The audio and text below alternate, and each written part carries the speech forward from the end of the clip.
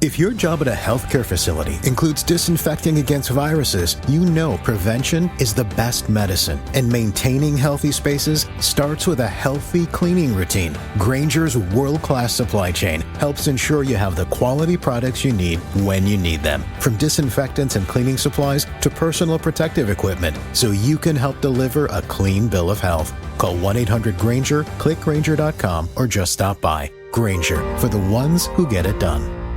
Hello listeners, and welcome to this week's episode of The Cult Vault. This is a topic that we have covered quite a bit by this time, but there was such a request to interview this particular person that I've decided to give one final interview, at least for the time being, to this subject, which is the Soka Gakkai International.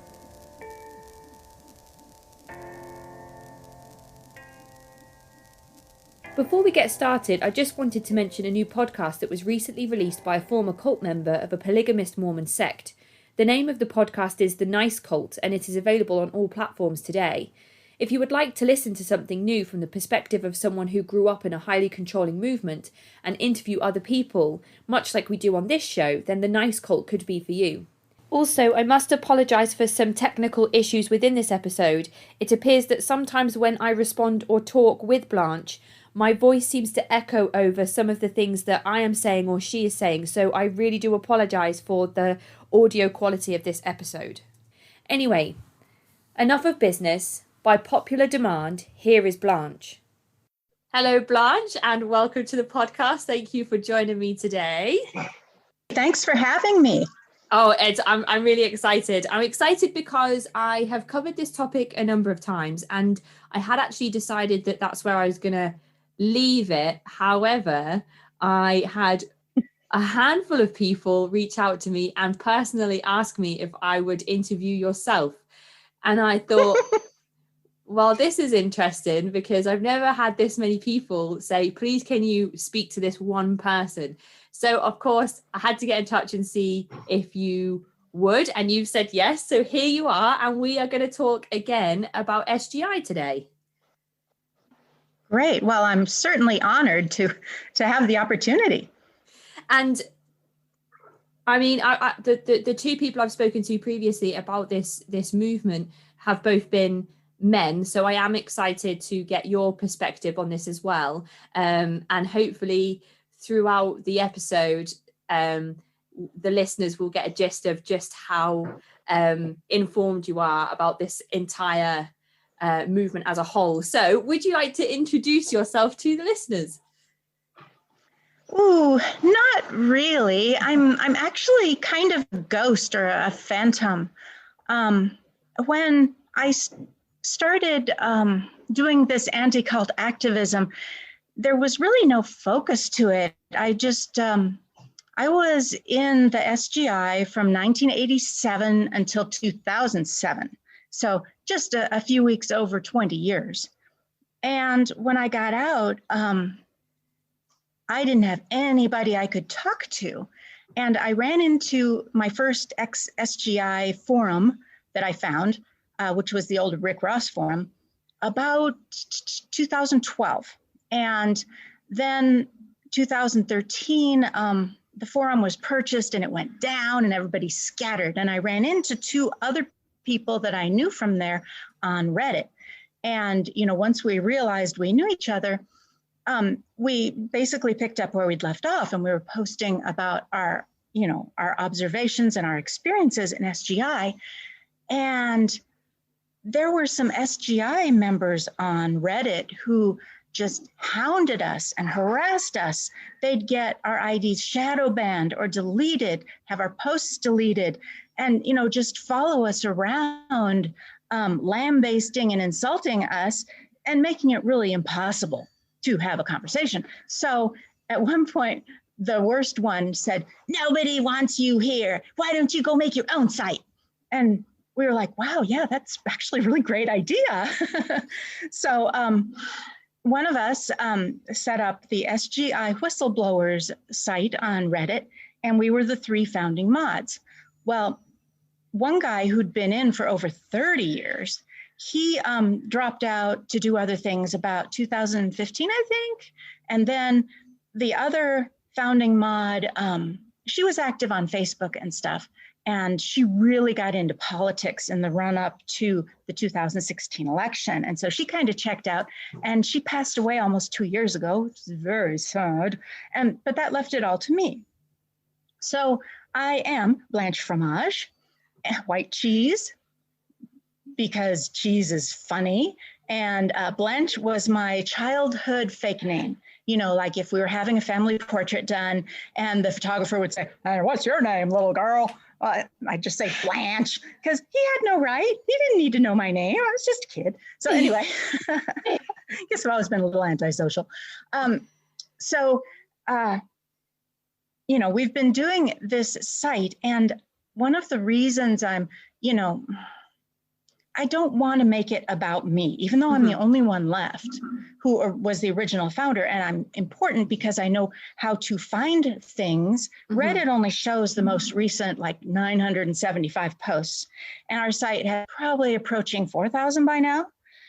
So I've been doing a lot of archiving and indexing so that hopefully other people will be able to find things on there. And so if someone comes with a concern or a question, I know how to find the old information because, you know, I've been here the whole time. So that gives me an advantage. But that said, this was never designed to be my site. You know, we think of ourselves as the Consumer Reports on SGI, because SGI will tell you all about how wonderful it is and how much you need it. But, you know, they don't tell you that 95 to 99% of everyone who tries it ends up leaving, and you don't get to hear those people because, you know, they're not invited to speak at their meetings or activities. So our site is where people can get the other side of the story. And just like there's no Mr. Yelp in charge of Yelp reviews, you know, I'm just an administrator behind the scenes, and hopefully really trying to create an environment where people can speak freely and feel safe and have fun. We don't allow a lot of proselytizing, you know, recommending other religions, just because that's not fair. You know, when somebody gets out of a cult, it's too easy to just jump right into another. So we really encourage people to just step back, you know, take a little while, get back in touch with yourself, what you like to do, that sort of thing. So, you know, I mean, I'm all over the site, of course, but I never wanted it to be about me. Yeah, when you go on the subreddit, you can see, you know, you can see if somebody comes and asks a question, a lot of the users of the subreddit will tag you in the posts, you know, and you'll respond with very, very lengthy, informative posts, you know, usually 1 or 2 posts with different resources or links or different pieces of information.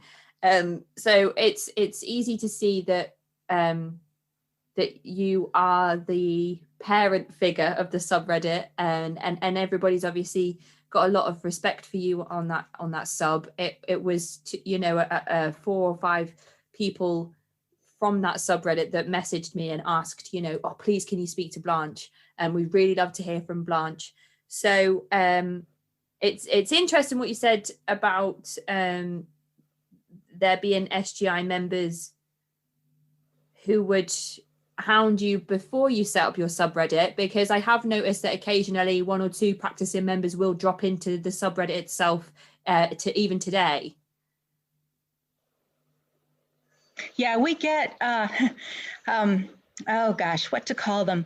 It varies between SGI trolls and SGI crusaders. The trolls come in to insult us and malign us and tell us that we're wrong and we're liars and we're mentally ill and we need professional help and that we're demon possessed. And they like to call us, there's this word, it's a foreign word, it's pronounced ichantika.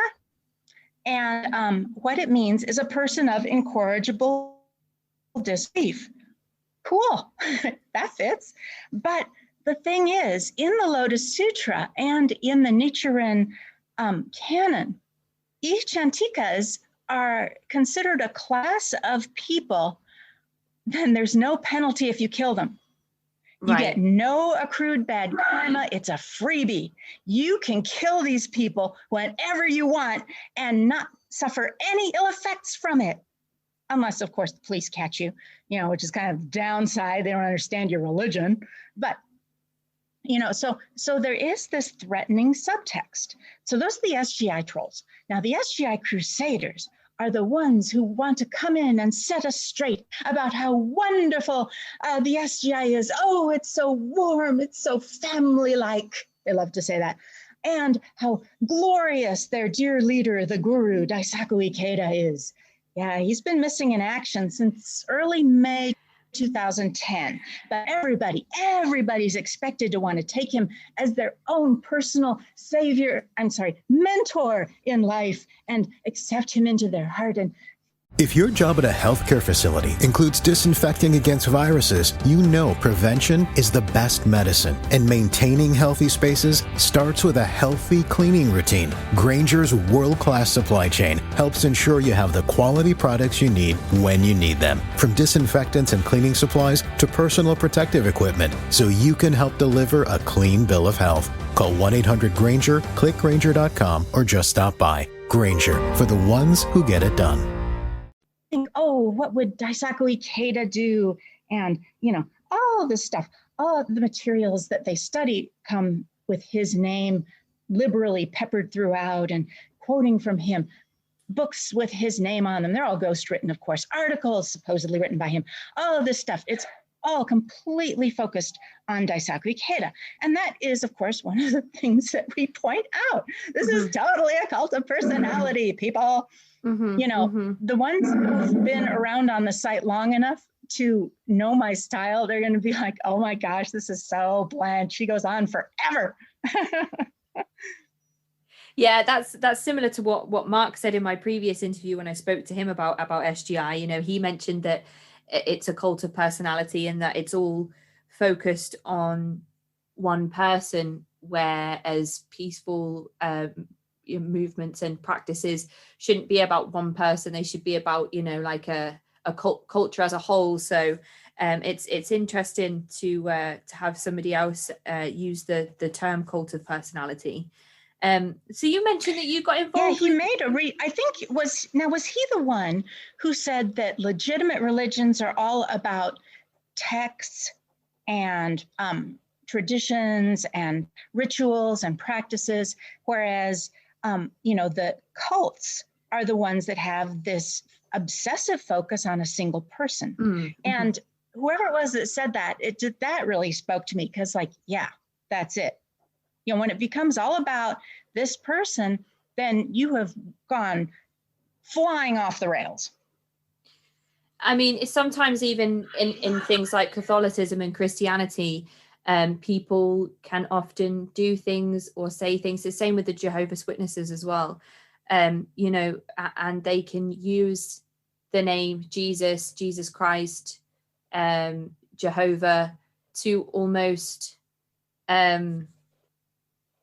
justify their actions if they are, of negative consequence towards somebody else, to whip a child in the name of Christ, which we've heard somebody attest to talk about their personal experiences on this podcast previously. They would be paddled in the name of Jesus Christ. So sometimes if there is a Godhead or figurehead or even, people like Jim Jones and Charles Manson, if there's a charismatic leader, it's almost like that figure is used to justify acts against other humans, which obviously is wrong. So I'm not here to say that every single movement that has one person at its core is going to be evil or a cult, but it is interesting how many of those movements you can look at and apply cult-like methods of control that are in operation in those movements. So I think it's important to point that out, especially because I received an email from somebody the other day who I believe is still a practicing member of SGI. And they reached out to say to me that everything that's been spoken about in my interviews with James and Mark is completely inaccurate and is absolutely nothing like the experience that they have had with SGI. And I responded to explain to them that if they've had a positive experience, then that's wonderful. If they've managed to have the experiences that SGI on paper says that they are all about, then that's not a bad thing.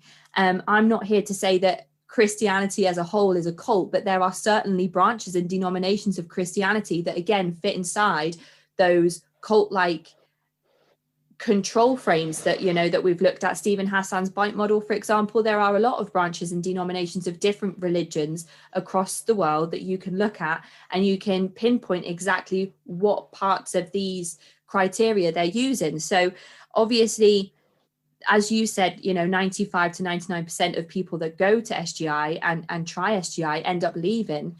So I'm not saying maybe it's that 1%, maybe it's more, that are having these positive experiences. So I don't want to label all of these groups. If I could interrupt you for of course, for just one moment. This is a dynamic that we have studied at quite some length ourselves, that you have the inner and outer circles of membership. Right. The people who are in the outer circle, for them, it's kind of like a social club. And they think it's interesting and it's fun, and they go to the occasional activities and all that. And so they have a very different experience from the people who move into the inner circle, the ones who get into leadership, right? Rise through the leadership ranks. They're suddenly seeing a lot more and a lot more unsettling things. However, because SGI uses an appointment system, never elections, people who are judged to have the proper degree of faith in the right way, they're the ones who get promoted. And so they are, I think one aspect of it is they're sufficiently devout that they can see these things and not go screaming for the exits. Right. So, you know, you have that dynamic. Also, that person that you mentioned is kind of like the positive reviews on Yelp. You know, you go read these, and we all know that a lot of companies have their own staff go and, you know, seed these with positive reviews. Oh, this is the best thing ever. Just what I wanted. It's even better than it's advertised to be. So, you know, if I need information on a product, I will go to Yelp, but I'll look for the negative reviews, because the positive reviews aren't going to affect me. The negative reviews, though, may affect me seriously. So those are the ones I want to know about. Yeah. And until sites like ours and like Mark's, there wasn't really a place where you could go to get these kinds of reviews. You know, I mean, people leaving comments on their own little blogs, you know, out lost in the wilderness of the internet, hard to find, really hard to find. And so we've done what we can to make sure SGI Whistleblowers has a high enough visibility that it comes up when people do searches. It's there. People can find us. And that's been one of the really exciting parts about, you know, doing this anti-cult activism. You know, people will ask me, you know, why can't you just get over it and move on? Well, a cult would sure like that, wouldn't they? You know, because I'm a terrible gadfly. And I have virtually unlimited resources to, you know, to do this kind of work. It's important work, and I just like it. It's really fun. You know, who's to tell someone that they can't have this hobby that they like? And who's to be able to tell who's going to like a certain kind of hobby? It's not the sort, just like with a religion, it's not a matter of people arguing you into it or convincing you should want this hobby. It's more something that you just like. So I do this, I enjoy it. And it, from the messages I've got, it has helped a lot of people over the years. And that's very satisfying and gratifying. Yeah, I think it's important to highlight the email I received from this this person. I just wanted to basically reiterate what I replied to him in the email.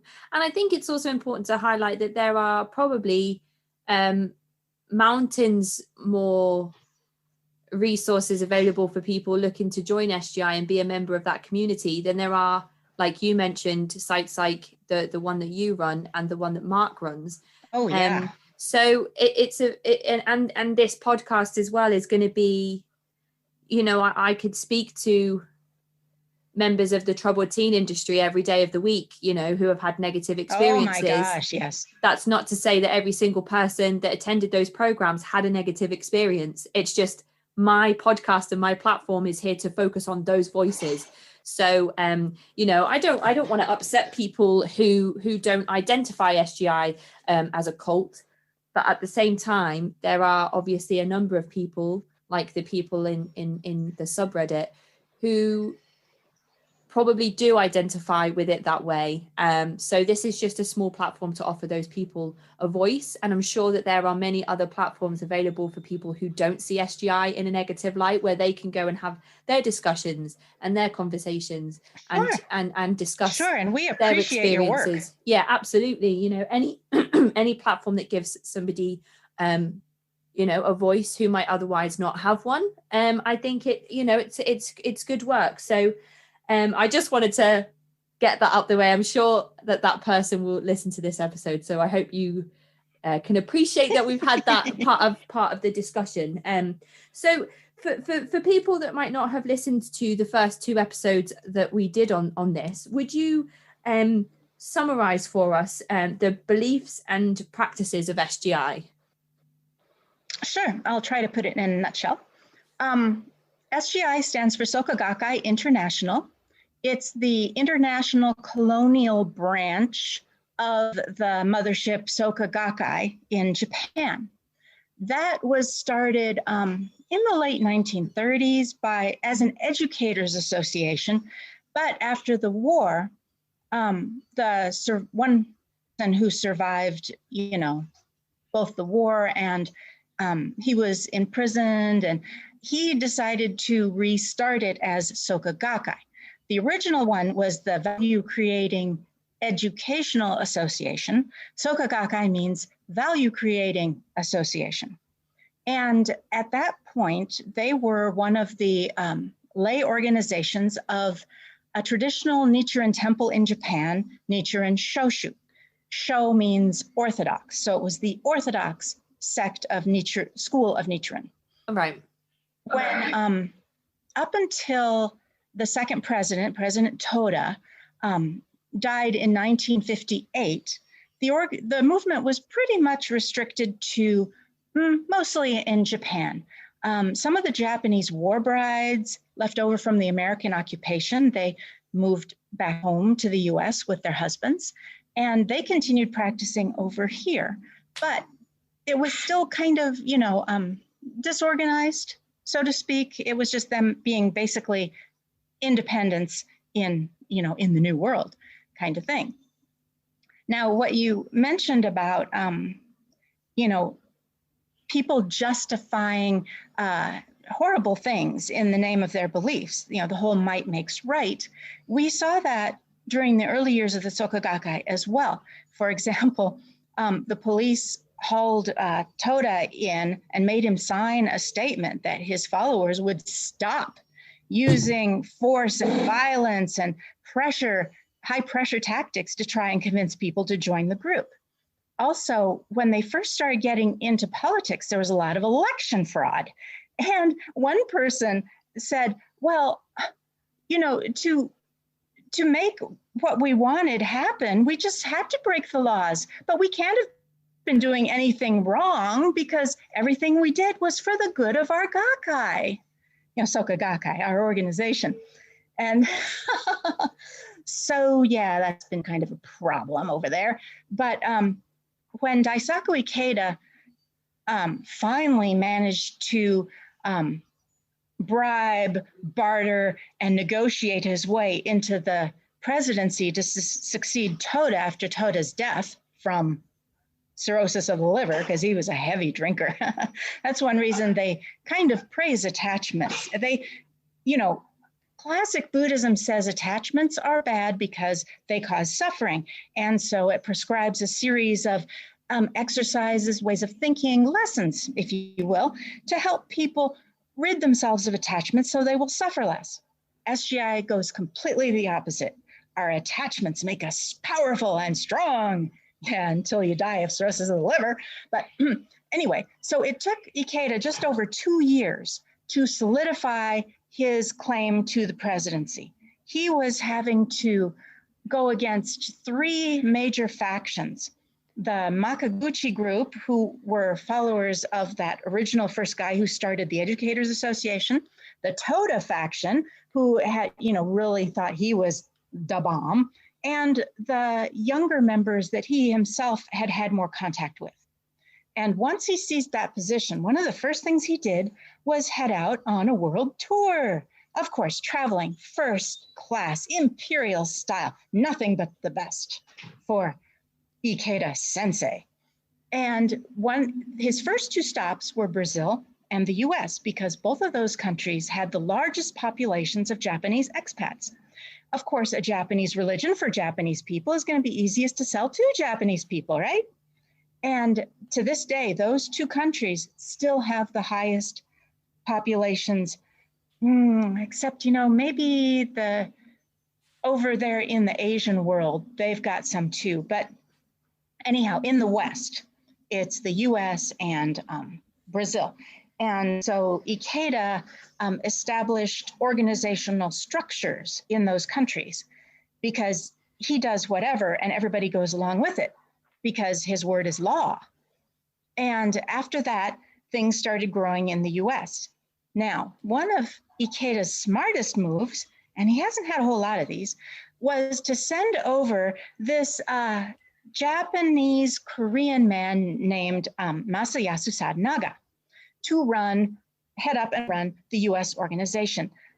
Sadanaga got a PhD in political science, which is a very interesting choice. So he could have called himself doctor, but he never did. Meanwhile, Ikeda, who has purchased degrees because he dropped out of college in his first semester of night classes at the community college, he has people rushing around the world buying up honorary degrees for him. I think he's got over 300. And those, because they aren't earned, you're not supposed to call yourself doctor, but he does. Anyhow, more of him being a big fat phony. So Sadanaga eventually changed his name to George Williams. And he led the organization for decades. He was still the leader when I joined in 1987. And in those days and earlier, boy, was there a go-go rhythm. Every night there would be activities, and activities would go from like 7 o'clock to give you time to get out of work, get home, change your clothes, grab a quick bite to eat, and get to where you were supposed to be.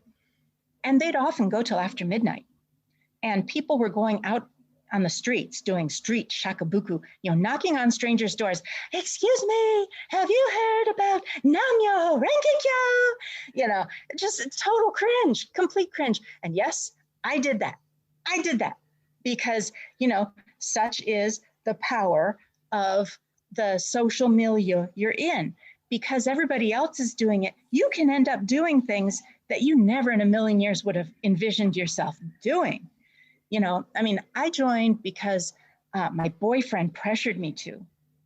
And that's a whole another long story that we don't care about because it's stupid. But I ended up getting enculted. I ended up getting into it and very quickly started rising through the ranks, the leadership ranks. And that, that's real heady stuff. They start off with the love bombing, that the Moonies weaponized, giving people, the new people will feel like, everybody around them has never met someone so fascinating and insightful and brilliant. And, we just love you so much. It's like, the best friends that you'd always dreamed of, but never managed to make in real life. Here they are. And you start going along with them. So this was how it was when I joined. And that kind of rhythm tends to be very isolating because you don't have time to just hang out with family members or friends because you've got important work to do. Back then, we were all convinced that our religion was going to take over the world within 20 years. So we could work super hard, super intensively, super focused now because, we've got just 20 years to go, as one of their songs said. We truly believed that we would be the ruling class within 20 years. Now, here we are, and we're more than 40 years on from when I joined. Nothing's happening. Or was it 30? Yeah, it was about 30. Oh, who knows? Whatever. So they have a very distinctive practice, which is chanting Nam-myoho Renge Kyo, which is the title of the Lotus Sutra. They tell people they don't need to read the Lotus Sutra. If you chant the title, you're basically reciting the entirety of the sutra with each Nam-myoho Renge Kyo. Think how well that would work for a college student. Oh, I'm just going to recite the title of my textbook and then I will have all that knowledge by magic. So Nam-myoho Renge Kyo is considered as a magic chant. That's very wrong of them to say. They'll say, no, it's mystic. But really, what's the difference? They can't explain how it works. Oh, but it really works. You chant for stuff and you get it. And that's been one of the SGI's clever manipulations, is they will tell people, just try it for 90 days, see what happens. And meanwhile, they're kind of surrounded by these people who are pointing out to them that every good thing that happens during that time period, well, that's because you chanted. That's because you chanted. And, good things and bad things and neutral things happen all the time throughout your life. But when you have this group of super supportive people who are, treating you really well, and they're encouraging you to think of the good things as being the result of this new thing you tried, well, then it's kind of like finding what you looked for in the last place you looked, right? Everybody does that. Try to find it in the first place, but more on bleh. So along with that, you're chanting and you also do a recitation of the sutra. They drastically chopped that down in the early 2000s. So now it hardly takes any time at all, but you're expected to chant kind of a lot, especially if there's something you want. Now, it makes logical sense that if you want something and you're chanting to get it, you're already doing everything you can think of to get that thing in your regular life, right? But because you believe that this is out of your reach, you need this crutch, this magic chant to magically make the universe give it to you. So it ends up being a little bit crippling, sometimes a lot bit crippling, and it is isolating too. They chant the magic chant to a magic scroll. This is a mass-produced Xerox copy of some old Nichiren Shoshu, long dead Nichiren Shoshu high priest's calligraphy. A bunch of squiggles on a page. And that supposedly has the power to enable your chanting to get the most magnificent results, whatever. Now, this is kind of funny to me because there was this horrible schism, never know how to pronounce that, back in late 1990, where the priesthood finally had enough of Ikeda and his megalomaniacal ways, and they kicked him out. And they cut off the Soka Gakkai and SGI. They wouldn't excommunicate the membership for another 6 or 7 years because, what they wanted was, see, when I joined, we were both SGI and Nichiren Shoshu. Those were inseparable at that point. But now that they'd separated, Nichiren Shoshu wanted the members who wished to continue practicing with the temple to switch their membership to the temple and do that, separate themselves from SGI, because now, we're getting divorced, we're separating all our stuff, and it's time to choose. So, long story there. But that Nichiren Shoshu was the basis for all the SGI's doctrines and tenets and history and everything, So SGI really is still kind of like Nichiren Shoshu in drag or something, because it's very similar, except when they separated, this created a huge problem because they could no longer point to Nichiren Shoshu's doctrines and stuff, you know, as their religion, and they would be cut off and lose their tax exempt status and the wall that separates church from state. They would be audited. Oh my gosh, that's like the worst fear in the world for SGI. So they quick scrambled to find some new doctrines to make their own Nichiren style religion. And the main one they focused on was master and disciple, because of course Ikeda's the master, right? But you know, that word master doesn't really sell very well in this country with our, you know, history of slavery and masters and slaves and all that. So they tried teacher and student. Yeah, that was kind of cool. And teacher and disciple, still kind of lukewarm. So they finally settled on mentor and disciple. And that's basically the core of the SGI doctrines now, mentor and disciple, even though mentors don't have disciples, but whatever. They're all expected to take Daisaku Ikeda, this very old Japanese billionaire who appears to be lost in the, you know, trackless wastes of dementia now from the few pictures that have been released since he went under wraps back in 2010. But they're all supposed to accept him as their mentor in life. And they're all supposed to pattern their lives after his alter ego in the ghost-written book series, The Human Revolution and The New Human Revolution, which is a novelization with a whole bunch of stuff made up and, you know, outright added to create the history that Ikeda wishes he had within the movement, even though none of this actually happened. The earliest editions said in the foreword, supposedly by him, sometimes we must falsify facts to project the truth. Well, then it's not the truth. He's using weird definitions. This is part of SGI's private language. So when you're talking to somebody who has this religious private language going on, you kind of don't understand a lot of what they're saying because what doesn't make sense, you know? And he also said in this forward that certain events were added,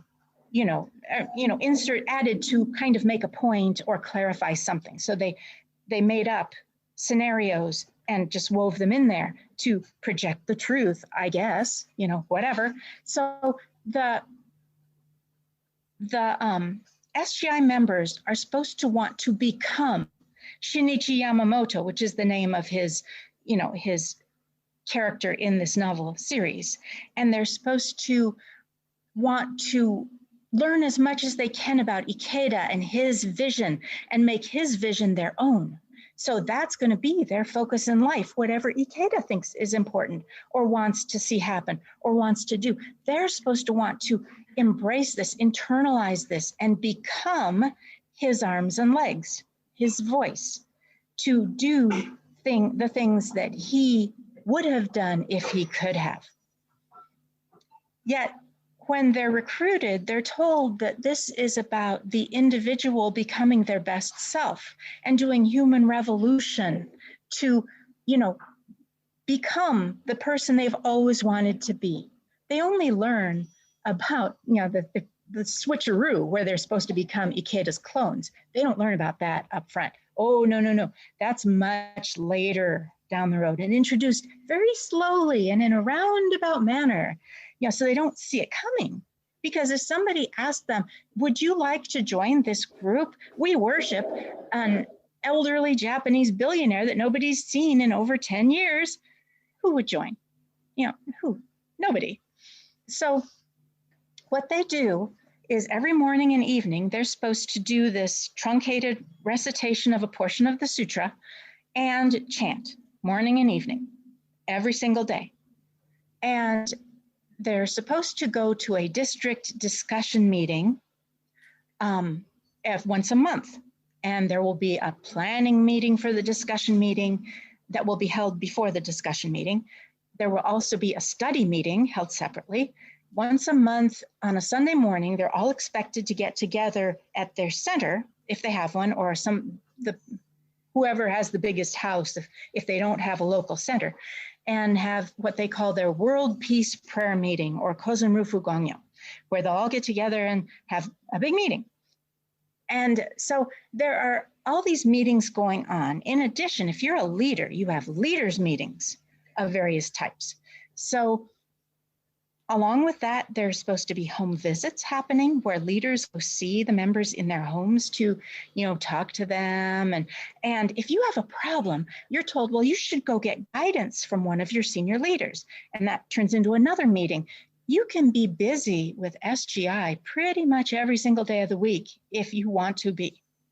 But a lot of the people in the outer circle, they'll just go to the district discussion meeting, maybe the Kozunrufu Gongyo meeting, and then they'll maybe get together and chant with other members of their district during the week, things like that. And they think that's fine, Mm-hmm. So this Kozunrufu I mentioned, that means to widely declare and spread, but it used to be considered to be an end game, that this was the point when all the people in the world would be converted and things would magically change. The weather would settle down and become wonderful, bumper harvests, nobody'd be hungry anymore. Everybody'd be peaceful and no more wars, no more political conflicts. And this would all magically happen, described as the time of Kozunrufu. So when hateful, intolerant Nichiren's intolerant chant was embraced by most people in the world, Ikeda dialed it down to a third because there ain't no way they were going to get all of them, not even in Japan. All these magical things would then start happening and everybody would be so glad. So even if we forced them to join, once they saw how great it was, and the world settled down and became completely peaceful, they'd be glad. So once again, might makes right and the ends justify the means. So Kozunrufu is used as a term meaning world peace. And when I joined, that was what was going to happen within 20 years. But now they've had to change the definition because they're tanking on their membership. So it's been decided that this is just something that's going to be an eternal process going forward into the endless future. Mm-hmm. And once again, that's a lot less appealing to people too. This whole, you're going to be part of this movement that's going to take over the world in 20 years. That's kind of exciting, especially for certain kinds of people who seek dominance and control and power. This whole namby-pamby, no, we're just going to keep going to meetings once a month, twice a month, forever, while nothing really happens. So with the excommunication, they really ran out of gas. Yeah, brilliant. My microphone is like, if I respond to something you're saying whilst you're talking, it's like echoing over what you're saying. So I've just been sitting here nodding along. If the listeners are wondering why I'm being so quiet, I am listening and nodding along to the things that Blanche is saying. But I just didn't want to cut you off by sort of commenting on anything. But there were a few things that you said that I would like to go back on quickly. So the chanting for 90 days, when you join SGI and they say, just try this, just chant for 90 days. You made an interesting comment in some of our correspondence that it takes around about that time to form an addiction. Or to get a habit ingrained in your life so that you will continue it. Mm-hmm. Habit or addiction, yeah. Yeah, nobody tells anybody that. It's that they're basically saying, here, just try this meth every day for 90 days. And at the end, if you don't like it, well, you can quit, no problem. It's everybody knows how difficult it is to break a habit, no matter what the habit is, mm-hmm. Because habits take up residence in our brains. And the neat thing about a habit, which is one reason why, is that people like them. They make people feel good. Whether you're stacking coins from your pockets on the dresser at the end of the workday, or chanting this thing, or doing a certain exercise routine, that gives your brain a little endorphin boost that makes you feel calmer. It makes you feel more content. Mm-hmm. And it also makes you, in the case of like chanting, it disables your critical thinking and puts you into a trance state. And while you're in that state, you're a lot more receptive to whatever anybody is going to say to you. And that's why they start all their meetings with chanting, to get everybody in that into that trance state, so they will just go along and be happy and all of this stuff. You know, it's really kind of weird and creepy once you get away from it, when you recall the things you observed and, you know, hear what other people are telling about the same things, you know, people who maybe woke up a little sooner than you did. It's like, oh yeah, that really was going on, wasn't it? But there, you know, all of the intolerant religions have a very strong fear component.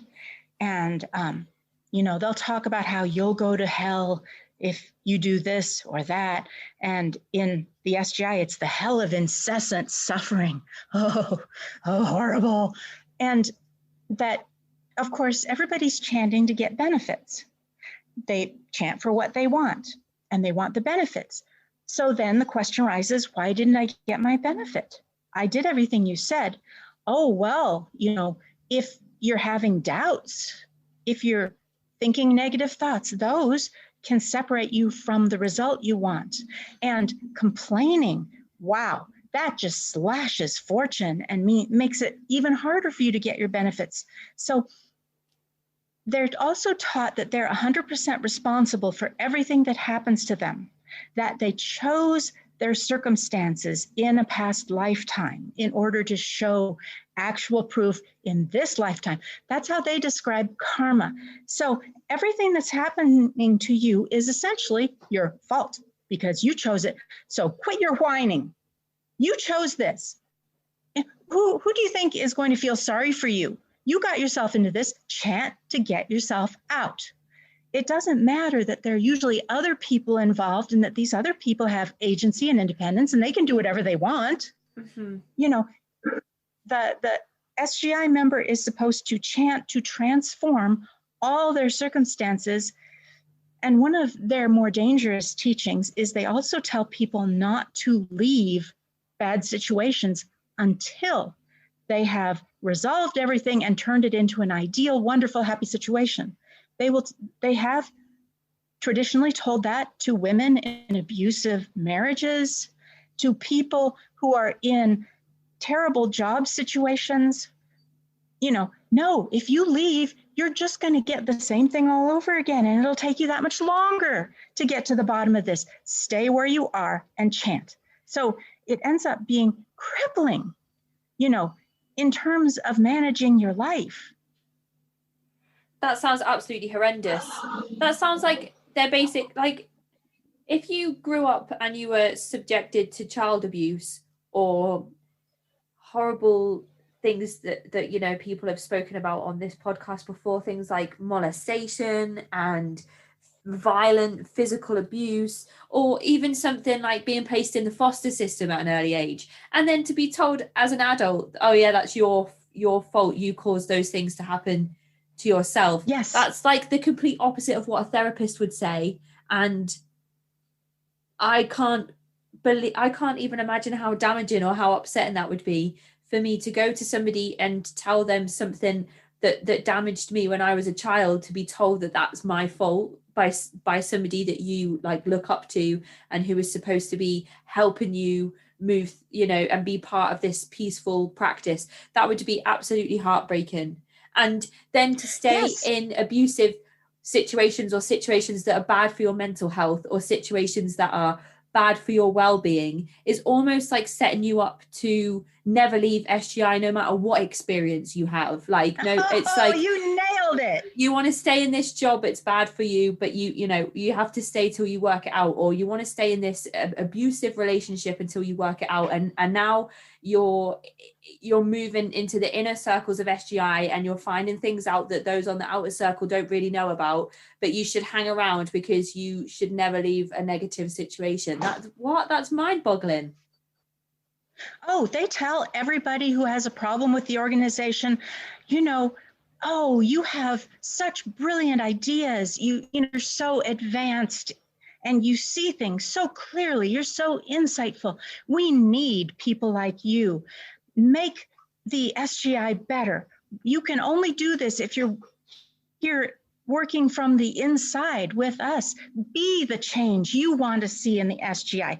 But SGI is a broken system. It's operating exactly the way its Japanese masters have set it up to operate, and it is not going to change. No member has any authority or agency to make changes.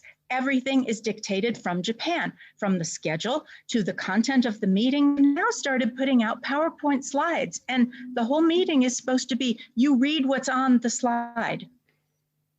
And they even give them the discussion questions that they're supposed to talk about. They aren't allowed to decide their own discussion questions or, start from wherever they want. And of course, some claim that their district does, but others have pointed out that, when they did this, senior leaders came by to tell them they were out of rhythm and to lock things down. You have to be in lockstep. Unity is the most important virtue, which of course translates into conformity and obedience, because that's what they want. And it encourages that chance state a little bit more as well. I guess when you have a room full of people chanting in unison. Very much. They do tell you that no one who has left the organization has ever become happy. The only way to have true happiness is to be within the SGI, that other people, and the second president, Toda, liked to say this, other people, they may, in their benightedness, they may think they're happy, but they just don't really understand what happiness is. They've never experienced the genuine happiness that we in the Soka Gakkai are able to have. We have this rare, happy, rare form of happiness that's so much better than anything those poor little people can think of. They think they're happy, but aren't they pathetic? They're so adorable. That sort of thing. It's very, all these intolerant cults like SGI set up their members as being superior to everyone else. Therefore, they must help everyone else to become more like them. And they're doing everyone such a huge favor, but really, you're right. It is the opposite of therapy. And that is one of the reasons that we at SGI Whistleblowers feel it is so important to have our board as a resource that people can come to. Sometimes people will describe something that happened to them, like when their leader insulted them or something, and they talk about it just with such detachment. And in those cases, I'll turn on the all bold caps and say, that's monstrous, that's horrible, that's abuse. Because when people get so accustomed to an abusive environment, they think of it as normal. This is just how life works. This is completely natural. Everybody's parents hit them. It's just nothing. No, it's wrong. It's horrible. This is so destructive to you and damaging to you. And gosh, let's not even start on how disrespectful it is. This group that says, we value everyone equally and we truly respect the human being. Oh my gosh.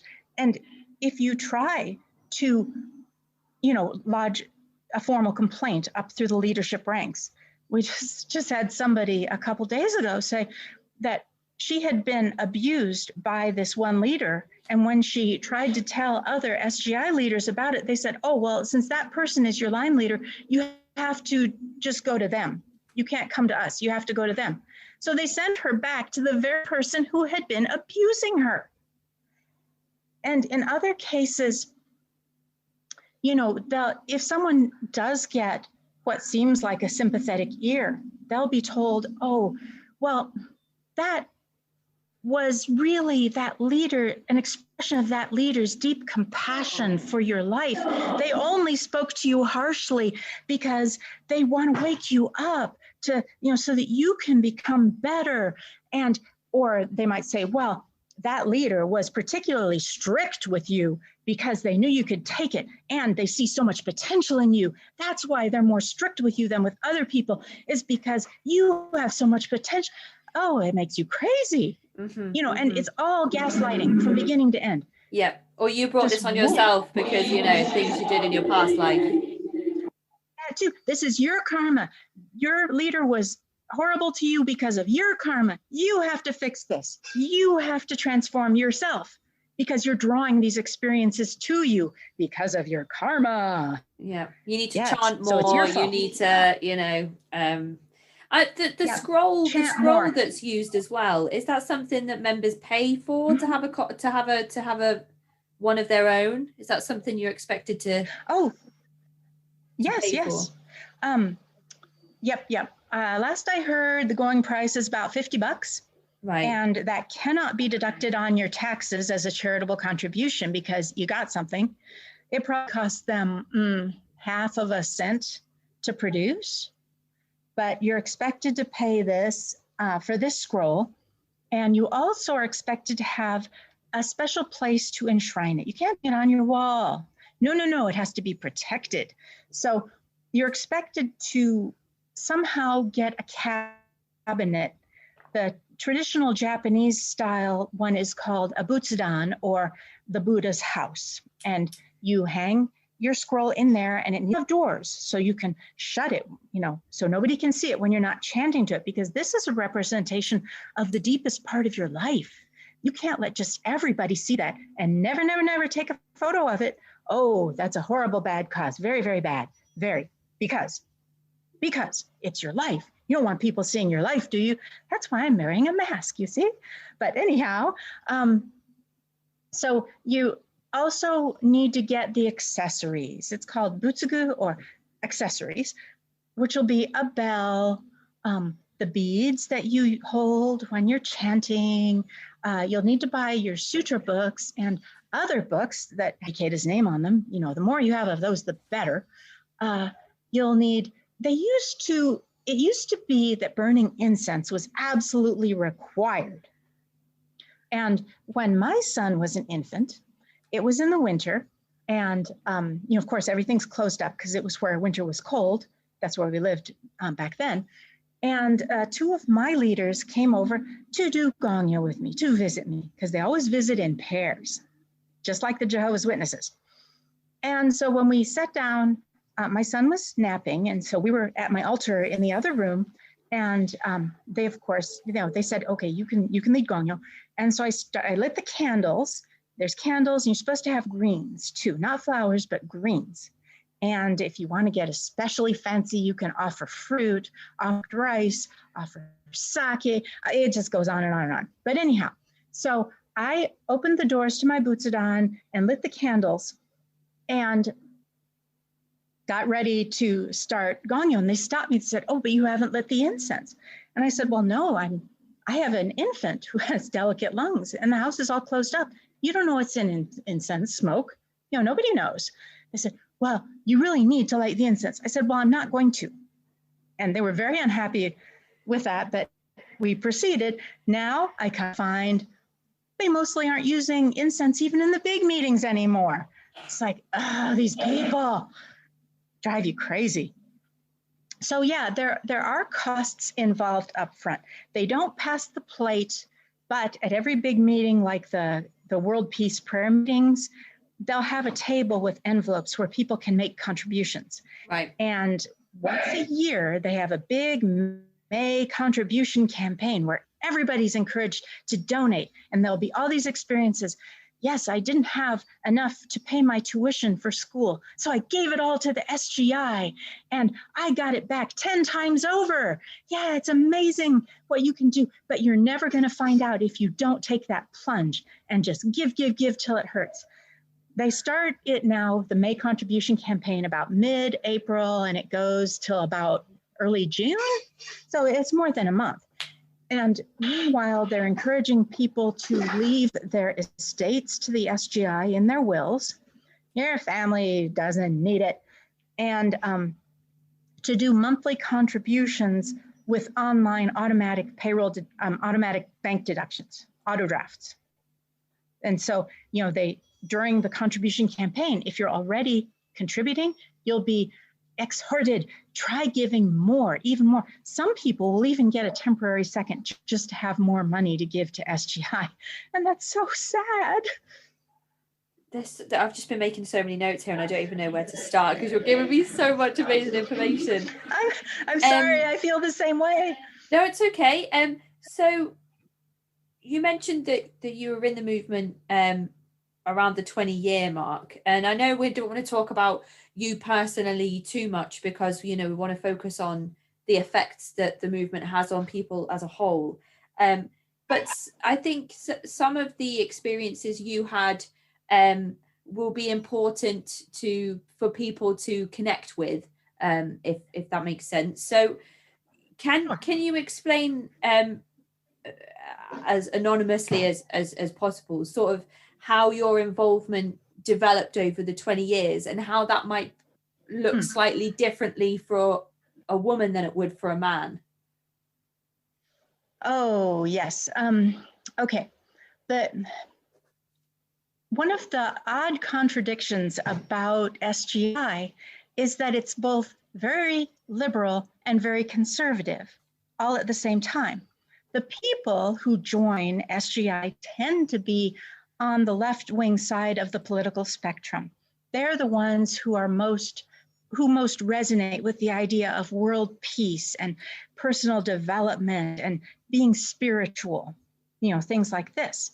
But the Soka Gakkai itself is a very conservative, authoritarian, patriarchal organization, and in the international SGI colonies as well. What they've done is taken many of the worst aspects of Japanese culture and made this into the organization's culture. So men are the rulers. Women, it's all described as being like a family. Ikeda talks endlessly about mothers, how wonderful and warm and lovely mothers are and how they support everyone and they're so nurturing and all this. He almost never talks about fathers, but he's expected the SGI, true believers, regard him as their idealized father figure. In fact, I was listening to one big meeting on a simulcast, and when Ikeda walked into the room, after they had, some preliminary blah, blah, blah. And when Ikeda came out to great applause, he said something and his translator translated, "Your father is here." Oh my goodness. And I was just, my eyes flew open. I was just like, wow. Okay, so in the districts, you know what? I'm gonna go back to me for a minute. When I joined, SGI was much bigger, much, much bigger, and they had different organizational units than they do now. In a district might have several groups within it, like 2 groups, and each of those groups would have, a couple junior groups. When you got too many people for that structure, you would create a new group. Or when they got more than 3 groups, those would split off and become their own district. Right. And you were expected, if you wanted leadership, you were expected to go recruit members to be a leader of. That has very much changed since they have a very time recruiting anyone anymore. But anyway, I was originally put in this group called, I can't remember, something like Karchner Group. And what was funny was that because back then the groups were named after the leader, the group leader. And this one was led by a woman whose last name was Karchner, and I never saw her ever. And, oh, she's really busy. She has a baby, blah, blah, blah, blah, blah. And I said, look, let's change it. Let me do it. I'm the one who's coming to all the planning meetings and who's facilitating these group meetings. Let's name it after me instead. Make it Fromage Group. And eventually they did. And then, so I had these group meetings for a while, And then I was promoted to the district Young Women's Leadership.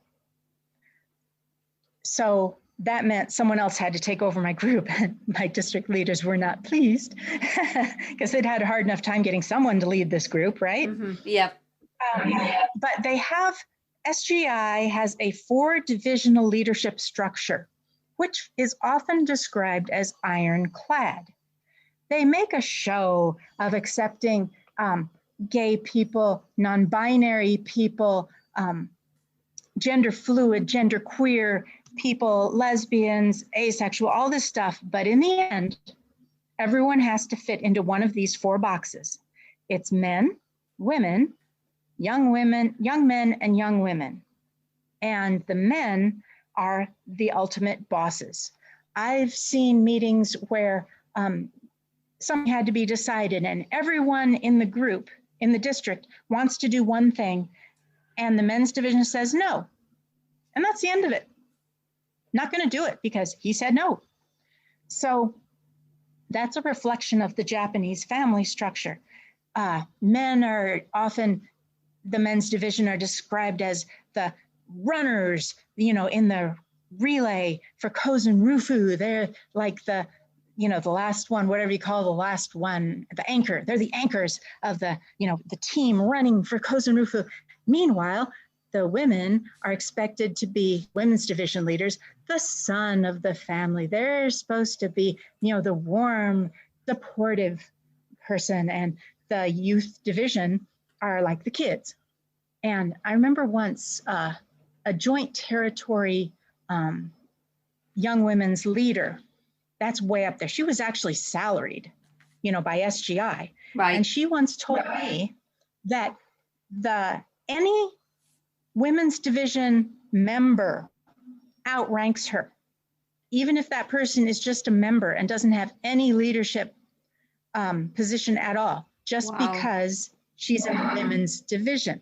And so there's this very subordinate ranking system going on. So I gradually, I moved pretty quickly through the leadership ranks from district to chapter, and then from chapter to headquarters. I was in what was then called a headquarters. Now I think they'd call it an area, but it was the highest young women's division leadership position locally. And so I got to hear a lot of dirt. Like, for example, my first leaders meeting as a new district young women's division leader, I was shocked when my chapter young women's leader was telling everybody that, we were talking about publications. Back then, everybody was expected to subscribe. They still are, but we were going with like paper newspapers and a glossy magazine once a month, but the newspapers were weekly. And also back then, when someone joined, a month of the weekly newspaper, $1 a week, was included with their joining fee. Okay. And if they decided not to renew, the person who had introduced them was expected to pick up their subscription. So this chapter, young women's, yes, I love that face. Like, no oh my way. God. That is so much pressure. I know. So she told the group that she was already carrying 10 extra subscriptions that she could barely afford. She was a student. She could hardly afford these. And it was making her think twice about trying to introduce anybody else. Yeah, that's so naughty, especially because from what Mark was saying in his episode, the best thing you could do for SGI is bring a new member in, and you're doted on and you're basically love bombed all over again if you can bring in new members. So that was one of the best things you could do as a member of SGI. So to have that pressure, and then on top of the financial pressure of those people not coming back, and you're expected to pick up their financial obligation. Because back then, no one was ever allowed to cancel a subscription. You couldn't cancel your own. You weren't allowed to. I mean, the only way you could do it basically was to leave the SGI, and then what are they going to do? But this was also a copy of what went on in Japan back in the day. So they would pressure people to renew their subscriptions. They'd get a home visit and they'd kind of lean on them. Well, you got $4, right? Come on, give me, type of thing. So back then, the SGI in the USA was claiming 500,000 members and with 100,000 subscriptions. But they started allowing people to cancel their subscriptions. The subscriptions immediately dropped to 20,000. Mm-hmm. And subscriptions are actually a proxy, a reliable proxy for the active membership, because the active members always subscribe. The members who, came to 3 meetings and then disappeared, well, they're still counted as members. But they're not subscribing, So that was at my first district leaders meeting. And, leaders meetings were quite the coveted affairs, because there you got to hear the hurt. And you were special if you got to go. And of course, you were special if you got appointed to leadership positions. Now, you know how I mentioned that the district is supposed to be considered a family? Mm-hmm. Well, when I first joined, my district women's division leader just was so caring and warm, all the, oh, I'm your new mother love bombing. And since I didn't have a very good relationship with my own mother, I ate that up with a spoon. Well, as soon as the organization promoted me out of that district and made me chapter, she turned into the wicked stepmother. And she was just nasty, just horrible. But anyhow, because SGI's membership has collapsed so much, they've now, it used to be junior group, district. Now it's just district as the bottom level of organization. And they're supposed to get 4 division leadership within the district. So a men's division leader, a women's division leader, and young women's and young men's leaders.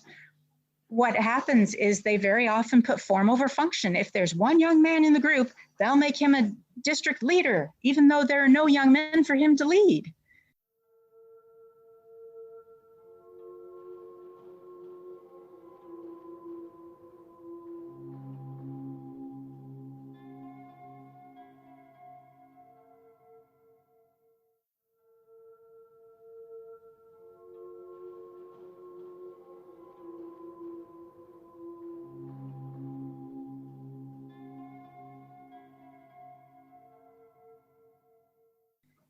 Oh, you're expected to go out and bring some in. Easier said than done. The leadership in SGI seems to think that setting the goals for other people is the hardest job in the world. That now all they have to do is do it. Come on, just do it. Back when in 2018, they had a 50K Lions of Justice Festival that they worked on for 2 years to try and get more youth into the organization. That was the goal. It was limited to ages 11 to 39. That was what they considered youth. That's pretty much casting as broad a net as you can, right? And they weren't allowing parents to go with their minor children. No, this is just for the youth. We'll assign an older youth chaperone for your child. And that was a deal breaker for a lot of SGI parents. And honestly, do you want your 11-year-old hanging around with 39-year-olds? Ew, that's creepy. My nephew is serving a life sentence for child molestation. He started molesting his stepdaughter when she was 11 and a half. Ugh. He was like 34 then. And no way my minor child's going anywhere without his mama, this sort of thing.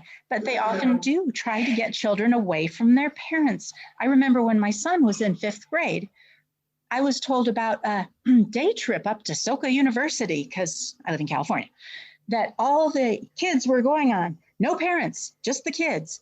And I was like, why would a 5th grader need to go to an all-day introduction to a university? That just seemed really odd to me. And so I said, no, my son, his interest right now is paleontology.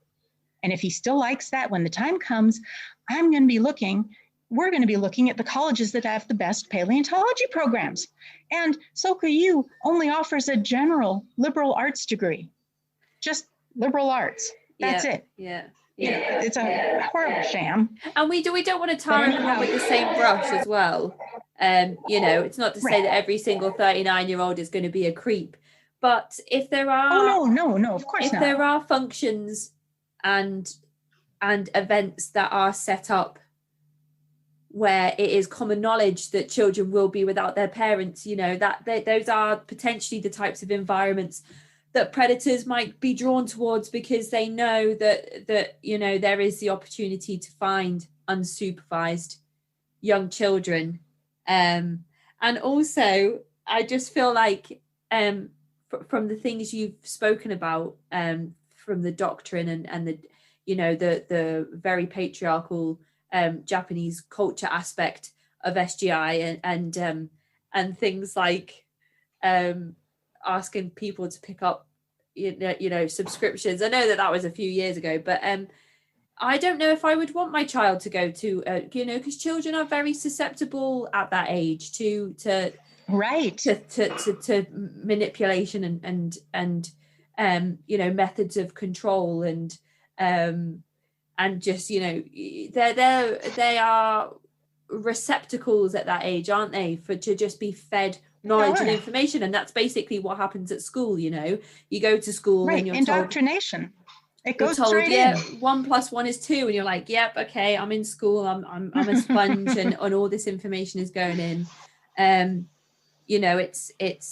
It's one method of teaching as opposed to facilitation in especially in the education system over here. But so I don't know if I would want my child, with or without the 39-year-olds or or older people being a part of it, just for my child to go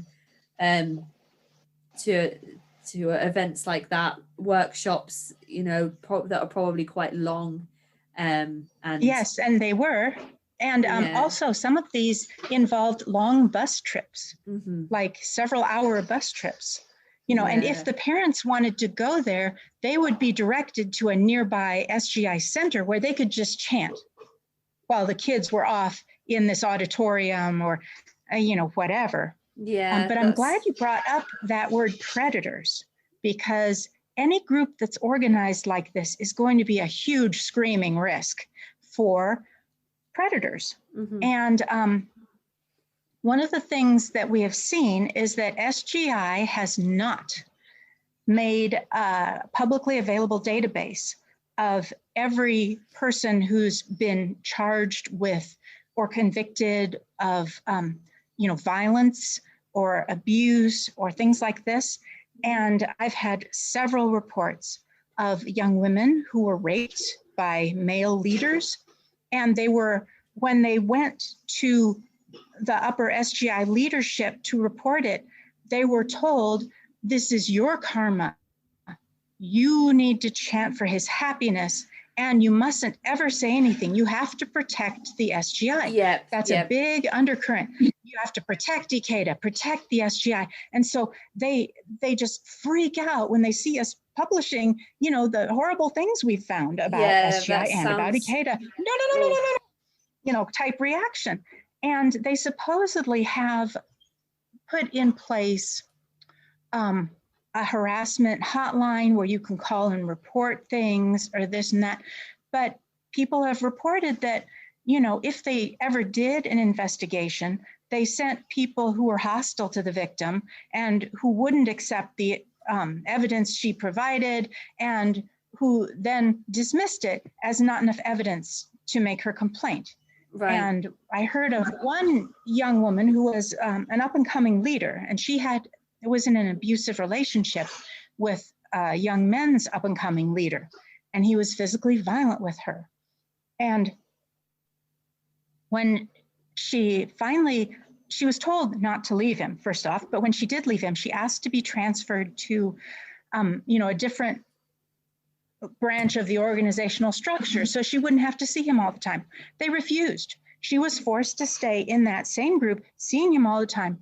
And her ascendancy up the leadership ladder stopped whereas he ended up being promoted all the way to the national leadership ranks. That's absolutely disgusting. What you find, and this is a really hard thing to wrap your mind around, what they say is wonderful and lovely and nice, but the reality is the opposite. Yep, it's the same with Jehovah's Witnesses. Like the amount of abuse. All the cults do this. Yeah, all the just through the interviews I did, the level of abuse that basically when the elders were told about it, it was like, well, don't go to law enforcement, and that's all we're going to do about it, and that person will face Jehovah one day. And it's like, but that's not good enough, right? Because they've ruined somebody's life, and now you're making that person who's had these horrible things happen to them make them feel like it's their fault, and you're not protecting them from that. You're not the problem with organizations that have internal sort of investigations into these reported cases of abuse. It's not good enough to have an internal system, because it's completely biased, and then it's gonna, if it is a patriarchal system, it's gonna favor the man, even if he is the abuser, and it's gonna allow him to continue to flourish, whilst the woman is subjected to probably horrible, even if it's just an uncomfortable atmosphere, just to not be granted the opportunity to move to a different group in itself is a form of abuse. It is. The self-policing doesn't work. There has to be independent investigations, or law enforcement has to be involved. It's the same, like it didn't work with the Jehovah's Witnesses, and now they're being sued, and they're going through the courts, and they're going to lose their tax exempt status.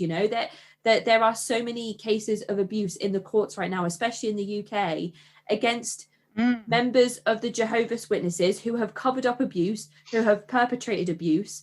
And SGI should be careful, because if there are things like that going on that aren't being reported to law enforcement, if they find out, I'm sure it's the same with a lot of different movements, but that's why subreddits like the one that you work on are so important, because people need to open up and talk about these things. This needs to become common knowledge. That's right. And a side angle on that is, supposedly it's the SGI's traditional culture to have its discussion meetings held in someone's home. They think that makes it a warm, family-like atmosphere. Well, multi-level marketing scams do that too. They have their sales, meetings in people's homes. That's not what makes a family, but you're expected to open up your home to anybody who is brought. You don't know these people. You don't know who they are. People are encouraged to bring guests. You don't know what this guest is all about. One time, one of our regulars described how they went to get their coat out of the coat closet, and the man's jacket was there with a loaded firearm in the pocket and a big wad of cash. Mm-hmm. And that was from the man who lived at the home where they were having their meeting. Yeah, I was about to say, I mean, in America, it's so different than it is over here, because you can have, you can have weapons, and you can have firearms in most states. And I was just thinking, like, you could go to somebody's house and not know anything about them, and they could just have guns in every room, or you could invite someone into your house and they could just come with a loaded gun that they just carry around with them. Like, that to me is such an alien concept. Oh, well, it's a horrible concept, because rather than, SGI describes the having it in someone's home setting as making it warm and family-like, but in practice, that means that the homeowner is taking on all the liability, all the risks, all the wear and tear to the, to the meeting place, all the costs. And, meanwhile, they often will not allow members to have their meetings in the local center, even if it's not being used at that time. Because as you can see, this puts all the costs onto the members, Mm-hmm. while SGI just happily takes their donations. And by the way, SGI does not help any needy members at all. If you've lost your job and you can't pay your utility bill, well, you better chant to fix that. You know, if somebody helps you, then they'll just be prolonging your negative karma. You got to fix this yourself. Go to the Gohonzon. They do not contribute to charity. In the wake of the COVID pandemic, you know how much SGI USA donated? 10,000 masks. That is probably less than $2,200. And they have multi-million-dollar properties all over. Just at the beginning of 2018, a little bird dropped a news report onto our board about a 20-bedroom, $12 million. Not 12. Sorry. It's a 20-bedroom luxury mansion in North Tustin, which is just outside of Los Angeles, that SGI USA had purchased on the sly in 2002 or 3, whenever it was when I was still very active in leadership here and in LA. And I would have heard about it if it had been common knowledge. And now it's 20 bedrooms and oh my gosh, indoor gardens, giant koi pond. Everything was very much the Japanese sensibility. And it was going on the market for $20 million. And they were hoping that would just slip right under the members' noses. This is what their hard-earned, give till it hurts contributions are going toward. You know, and what was this property being used for? Nobody knows. Nobody's saying. You know, was this where... See, one of the ways that religions are often used to launder money is that you can bring a certain amount of cash into the country in your pocket, right? Here, I believe it's 10 or 15,000 at a time without having to disclose anything or file any reports. So if the Soka Gakkai sends 15 or 20 people over for a religious visit to California, and they go stay at this luxury mansion, and each one of them was carrying $10,000. Let's say it's 20 people. That's quick math. Is that 200,000? Don't look at me when it comes to mathematics. Yeah, well, I thought you were originally going to say that they potentially could be laundering money through real estate, because that's obviously a very easy... They have a reputation for paying for properties with suitcases of cash. And they will often pay not just the asking price, but they've been known to offer twice the asking price to get a hold of a certain property that they want. They just have nobody knows why they have so much money. Most of their membership is poor, lower class, and they come online all the time to say, oh yeah, I've never made a donation. They never make us donate. You know, there's no pressure. Yet they have unlimited money. How? They own castles across Europe. You know, this $20 million mansion, that's, you know, chump change for them. They have properties all over the US. You know, when you start digging into it and finding out about it, it's just mind-boggling.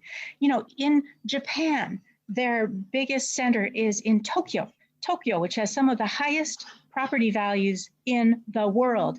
They have a huge art museum with so many fine art masterpieces from Europe and elsewhere that they can only put about 5% of their collection on display at any one time. Ikeda went through, back at a certain point, I don't remember if I think it was in the 70s, mid 70s, fine art was being used as a tax shelter. So lots of people in Japan were buying fine art masterpieces, and Ikeda bought so many that he alone inflated world fine art prices just from his purchases. Wow. You know, it's just unbelievable. What's interesting about something you mentioned before. Oh, sorry, my partner's just bringing me a cup of tea. Thanks, babe. Lovely. Yeah, something I was going to mention before when you said about the donation of masks. On the flip side of that, there is a chance that through the pandemic, I mean, I know America's been a bit different than it has been over here, in terms of the lockdown over here. I think has been a bit stricter from what I've seen on the news anyway, and social media around a lot of blasé attitudes towards the pandemic in certain parts of America. I mean, I don't know what it's like where you are, but at the beginning of it, where every kind of country seemed to go into universal lockdown with quite strict measures, there is the small window where SGI could have lost what little money they were being given through donations because of their lack of face-to-face group gatherings. But I mean, I'm sure they've picked up again since March. Well, SGI is still doing just online Zoom meetings for its meetings. They still are not having any face-to-face meetings. But even if they lose all their donations, their Soka University has an endowment of over $1.25 billion. And because it's a university endowment, they don't have to even put 5% of it toward the purpose of the institution the way charities do. Charities have to put at least 5% of what they collect toward the work they're collecting for. That's crazy. And many do, no more than that. But everything that's being earned by that endowment can be used for anything. Mm-hmm. And just think how much interest a $1.25 billion endowment is earning. I suppose as well, you mentioned the online money transfer that's being encouraged as well. So there is also the potential that is something that has increased during lockdown. And if you're ill and you miss a donation session, and you end up keeping that $5-10, however much you would usually donate, because you can't make it that particular meeting. Obviously, if you're doing the online money transfer instead, then you're never going to miss a payment because it's just going to automatically keep coming out of your account. So, I mean, when it comes to discussing movements and COVID, it's like, this could be happening. Oh, but this could be happening. Oh, but this could be happening. Oh, yeah, but this is probably happening. So I'm sure groups are still working out a way to extort their members, whether it's financially, emotionally, time, whatever it is. Well, when we locked down in March for the first one, and a lot of businesses closed and a lot of people were out of work. And by May contribution campaign, SGI did not cancel that or suspend that. No, it was, donations as usual. We on SGI whistleblowers thought that was incredibly tone deaf, and we also think that having to do online meetings is going to really strike a possibly fatal blow at SGI USA, because if people aren't getting together, they aren't getting that trance state, and they're not getting their goodies. But even if every single Gaijin person drops SGI like a hot rock, it will still survive because they have unlimited money. The Gaijin, the foreign people's money, that doesn't matter at all. All they do. In fact, one researcher found that SGI grows by exporting SGI members from Japan, Soka Gakkai members from Japan. That's how it grows. So if they want a presence in a given country, they go and they buy a building, and then they ship over a few salaried Soka Gakkai faithful to run it, and voila, they are now a religion. Although it's now truly a Japanese religion for Japanese people, that's still a valid reason to have a religion. There are plenty of Korean Christian churches around that do their services in Korean.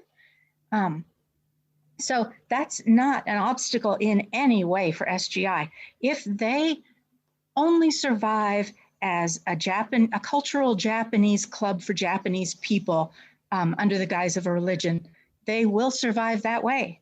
And they can. It's easy. And they will still have inexplicably massive amounts of money and properties and valuables and everything. Yeah, It's kind estimated that it's worth, it's been estimated that it's worth upwards of $300 billion US, the whole conglomerate, Soka Gakkai SGI. And the Soka Gakkai rep in Japan said, that's wrong, and that's all. Oh, fantastic. Nobody really knows. Yeah. It's difficult as well because I know that some people have said, especially on the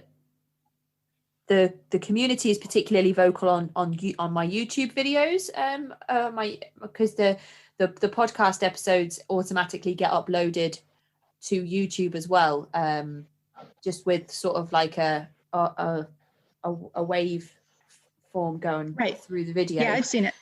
So there's no graphics or actual video content to speak of, but if you've read through any of the comments, there's a lot of people that are practicing members of SGI that will come and contest the information that's been said in the episode, and a lot of the time people will say that we don't understand it because it's a traditional Japanese movement, but that being said, as you've mentioned with Japanese culture, there are parts of that culture that are quite archaic, that don't quite fit with the Western culture that we experience, in terms of me as a woman trying to obtain some level of equality amongst my male peers, and my friends and family who may identify with the LGBTQIA community, who are also trying to find some level of equality within the community themselves,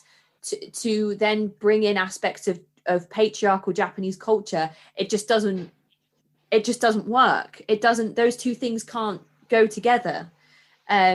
So when people come forward and say, oh, you just don't understand SGI because you're not open to Japanese culture or Japanese religion, and that's why you're being ignorant to the cause, I don't know if it's that at all, because when I did the Jehovah's Witnesses coverage, even the way they talk about the patriarchal system that functions in their movement, that's not Japanese culture, that's Western culture. And I still can't sit there and listen to it and think that that's something I would ever willingly be a part of, because it's so oppressive for women. It's awful to listen to the way that the women are treated. And obviously, as a woman myself, I'm not going to sit here and be like, well, I think it's okay that you're, treated that way and forced to dress that way and told to look a certain way and act a certain way. For me to sit here and be like, oh yeah, I've got friends and family who would never be accepted or loved because of their sexuality, and their sexual orientation. That's a horrible thought for me. It's really difficult when people come to me to challenge the information that I've been given from other people that have come forward to speak about their experiences, because I want to be open to both sides, which is why I mentioned the email I received at the start of the episode. I want to hear about that person's positive experiences around SGI, because I want to believe that there are people having positive experiences. I don't want to believe that all of the people involved in SGI are having this abuse inflicted on them. That's a horrible thought. But at the same time, like, I don't want to be a part of something that feels like it's going back in time rather than forward in terms of equal rights. I don't know. Yeah. I'm kind of just rambling on, but it just makes me angry. No, you're absolutely right. The family model in SGI is very Norman Rockwell. And, I'm glad you touched again on the whole quilt bag spectrum of people. The Soka Gakkai's political party in Japan, Komeito, is controlled by the Soka Gakkai. They were forced to take out the religious element in 1970 because there was this big publishing scandal because they tried to use their newfound power to lean on publishers to not publish critics. But it's still completely controlled by Ikeda and the Soka Gakkai. And they recently voted against same-sex marriage, against. Even though in Japanese society and business, there's widespread support for same-sex marriage being legalized. Soka Gakkai's political party voted against. And something they recently put out says that the way they're going to support their gender non-conforming members, is that they should decide whether they want one of the division's support, and if so, attend that division's activities, or if they prefer to be just with the 4 divisional, mix, and in that case, go to those meetings. But there is no special group for them where they can talk about their unique experiences. Let's suppose a transgender woman is put in with the Young Women's Division, who all have just the cis het, or, maybe cis lesbian, whatever, experience, but none of the transition. That person would probably have far more in common with a trans man, because they're both dealing with transition issues. But no, they're expected to just go with whichever of the 4 groups or just the 4 groups. And even where there have been gay meetings or whatever, they're still expected to invite a senior leader from SGI who will give final guidance. And this person is almost always a cishet person. So just like if you were to have, say, a Native American group that wanted to have meetings, just the Native Americans, they'd still be expected to have a senior leader from SGI come to give final guidance, who's likely to be a white person or a Japanese person. Yeah, so it's just so tone deaf. And what I discovered, and I think this is fascinating, is that it is the ones who fit into the 4 boxes that are most accepted. And I'll clarify that. If you are a lesbian who identifies as a woman, you would be in the YWD or the women's division, and nobody would have any problem with that. But if you're a gender nonconforming person and you want to, say, do the young men's brass band and go to the men's division study meeting and be in the women's division chorus and also participate in the young women's fife and drum corps, well, they're going to have a big problem with you because you're not playing by the rules. You have to choose one box and stick with it. Mm-hmm. And I guess that's kind of translates into a lot of the experiences that this community group have had in general society. So, if you're looking for a group of acceptance that won't ask questions or expect you to fit into a neat, tidy box, why would you pick someone or a group like SGI when I'm sure there are groups out there that won't ask questions or expect you to be able to tick one box and that's the box you belong to, so to speak. They aren't told that up front. It's all deceptive recruiting. There you go. Everybody's equal. Whee! Yeah, and then also when you mentioned about Japan and their views kind of moving forward with things like same-sex relationships and same-sex marriage, like religions and groups alike have to do the same thing. It's the same. It's been the same, in parts of Europe. Religion has to, the Pope has talked about it himself. move forward with the times. You can't stay in that period of time where, you know, if you're gay, you could be sentenced to death. Like, the people can't have that mentality anymore, because that's not the world we live in.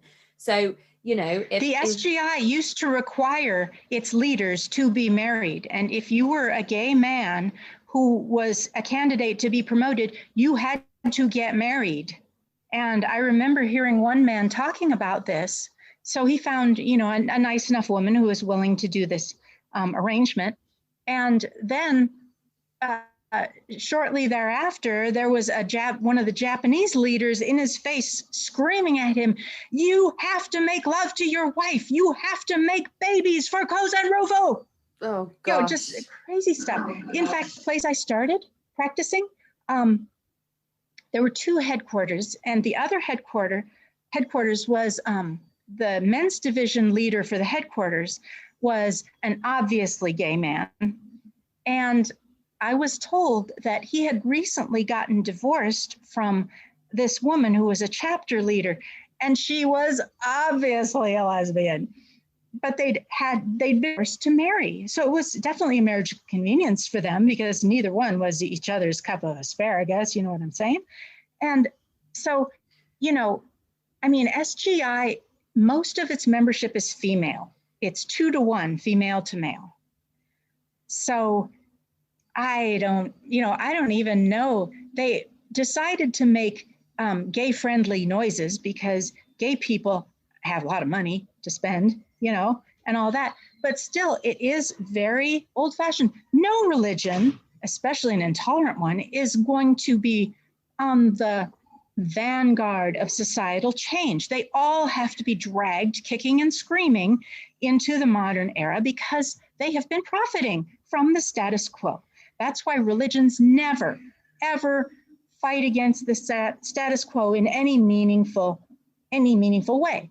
I was reading this book about racism in Christianity, and what the authors said is that people join religions to get their own needs met. I'm joining a religion for me, for what I want, of course. And given the choice between joining the church of meaning and belonging, or joining the church of meaning and belonging through sacrifice, they're going to join the former. They want to have everything for themselves. I want to be about me. I want to get my needs met. And that whole chant for whatever you want that SGI promotes, the people in SGI tend to be so self-centered and just so, you know, like, is it holier than thou? Oh, yes. When I was still a new member, I knew someone who he needed to have some painting done on his house. And where I was practicing, they at that time had this Metro Paint-a-thon. It was a big summer event where companies would sponsor teams, and the paint company would donate the paint, and they'd get applications, and we'd go to paint old people's homes for free. You know, it was just a lovely program. So I said, you know, I think it'd be really nice if we did this as a volunteer project. And one of the men's division members said, he snorted in disgust and said, "I'm not spending my Saturday doing some dope's maintenance for him. Forget that." And this was in 1987. I'm still seeing that attitude in SGI today. They're like, when they tell people, "Oh, if you want to volunteer, you go ahead. Maybe you can get your district to volunteer with you." But when people suggest it to their districts, their district members are like, "No, forget it." You know, because it's all about them. And it just ends up being so self-centered, so insular, so inbred. It's just icky. Mm-hmm. And it was a constant source of embarrassment to me that SGI does not do anything charitable for anyone. I was told by, you know, this old lady, Japanese lady, where I started practicing that, oh, it's only because SGI is so young as a movement in this country so far. Once we're more established, then we'll start volunteering like they do in Japan. Oh, in Japan, people volunteer all the time. You know, the Soka Gakkai doctors division will go out to the hinterlands to provide free medical care on their one day off. Well, okay, SGI is now started here officially in 1960. So here we are 60 years later. When's it going to be mature enough to start doing anything charitable for anyone? I'd like to know. Oh, and back to a question that you brought up a long, long time ago. One of the reasons I stayed in for 20 years was I was told that if you practice sincerely for 20 years, this is separate from the whole we're going to take over the world in 20 years, but 20 keeps coming up. If you practice sincerely for 20 years, then by your 20th year, all the fortune you've accumulated is going to start just fire hosing onto your life. The universe is going to turn on the valve, and all these benefits are going to start appearing in your life so much, so massive that you're going to be like, please, universe, can you hold back the benefits for just 5 seconds so I can catch my breath? Well, 20 years, nothing happened, and I didn't like what I was seeing, so I was done. Yeah, it's all the broken promises. And if you call them on it, oh, well, you're being selfish. You're being, you're having doubts. You're complaining. You need to do your human revolution. It's always your fault. It's interesting actually that you said that, because I've been, since the inauguration the other day, I've been reading a few articles around the QAnon movement, and there's been a lot of people that have been a part of the movement that are suddenly realizing that, you know, all these promises of events that would take place to stop Biden from being sworn in, they just didn't happen. So people are finally realizing that this whole, you know, Trump's going to save the world rhetoric that they've been buying into for the last few years, it just doesn't seem like there's any truth to it. And a lot of people that were so invested in this financially, politically, to the point where their relationships have broken down. You know, they've found themselves without cars, without homes, without wives, husbands, or contact with their children, are suddenly having this realization that it was all for nothing, basically. And I've just finished some coverage on the Anthill Kids as well, and Rock Terrio, who was the leader of the Anthill Kids, he was originally a Seventh-day Adventist, and they are quite infamous, really, for having several doomsday prophecy dates come and go without anything happening. And then Rock Terrio himself, he had a date that he put into place, and the parents of his followers sat there and waited for that day to come and go. And when it came and went, they were so sure that their kids would come home to them and realize that he was a fraud, and they just didn't.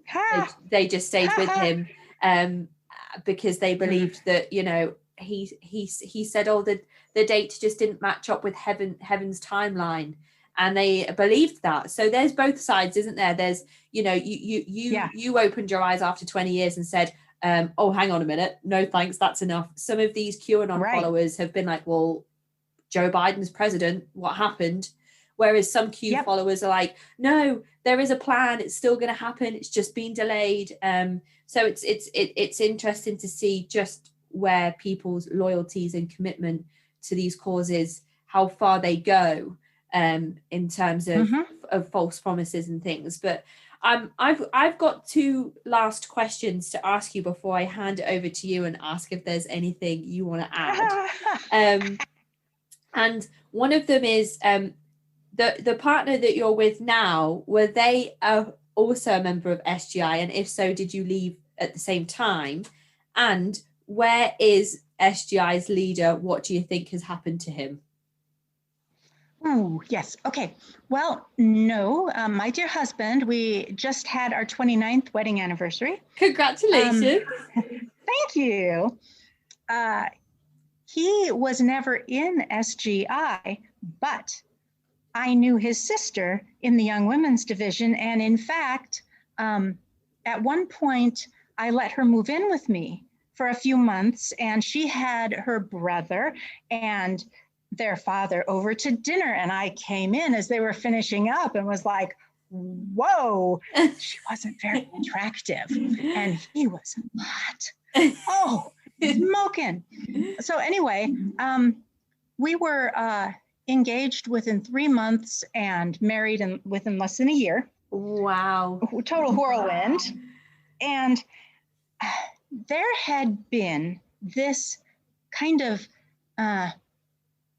undercover doctrine within SGI that if the woman's faith is right on, the man will want to practice. He will want to be an SGI member, and that this is just automatic.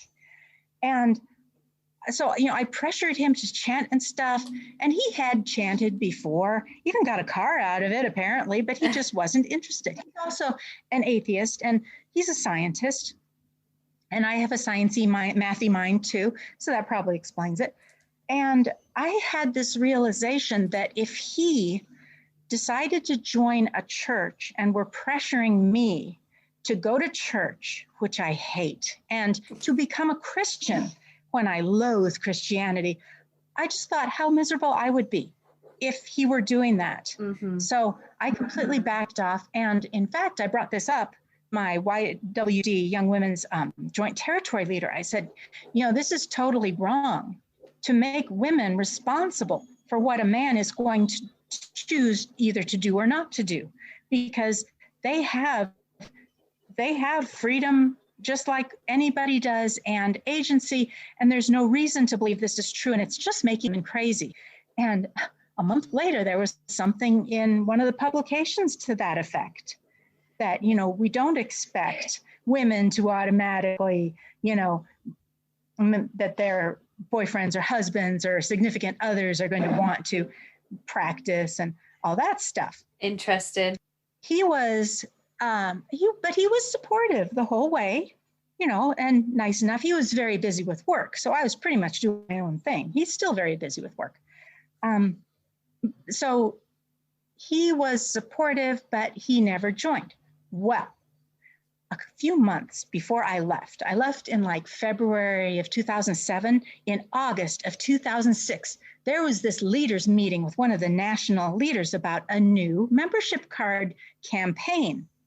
Now, what they were going to do with the membership cards was make out a membership card for every roommates, spouse, children, whether they were SGI members or not.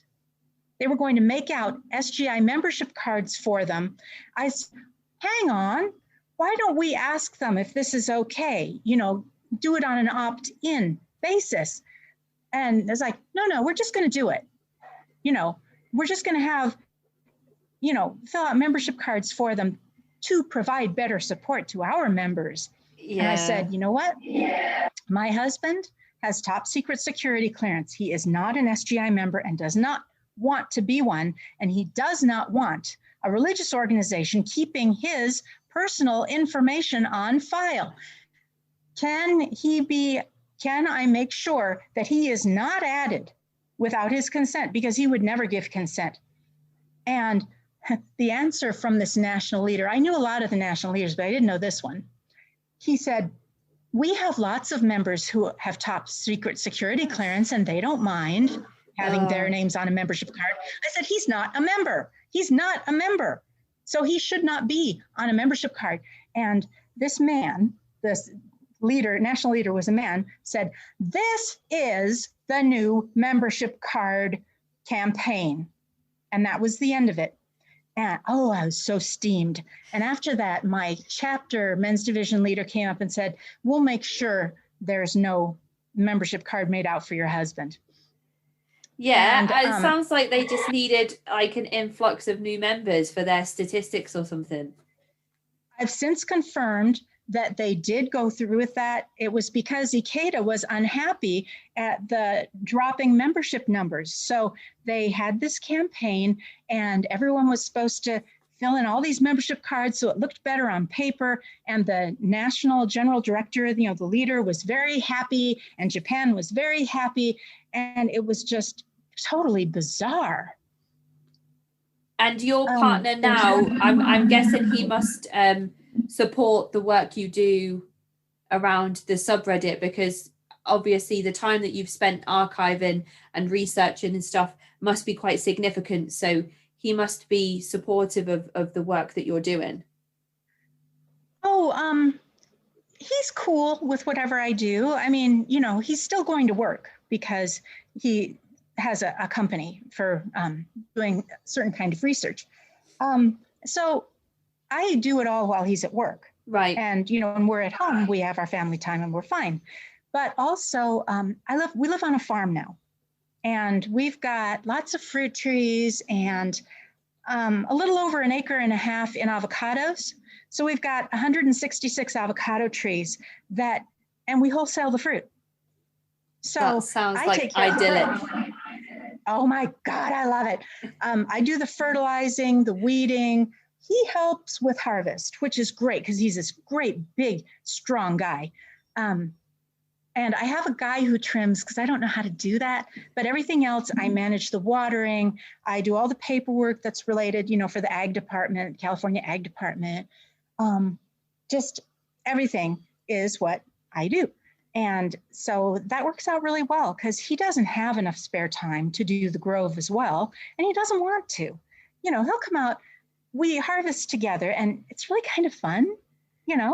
It's hard work, but it's fun work. Does that make any sense? Yeah. Like so you've got your thing, he's got his thing, and then you've got this thing that you do together. Yeah, that sounds great. I mean, a farm just sounds it's perfect. Lovely. Yeah. And we've got all these cats because whenever you have a farm, you have a lot of rodents, and boy, they earn their keep, I tell you what.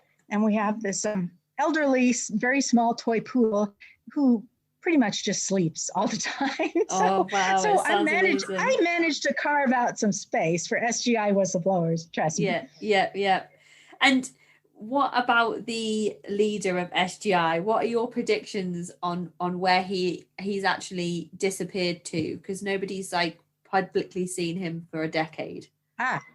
Well, I have concluded that they're storing him in a city called Nagano, Japan.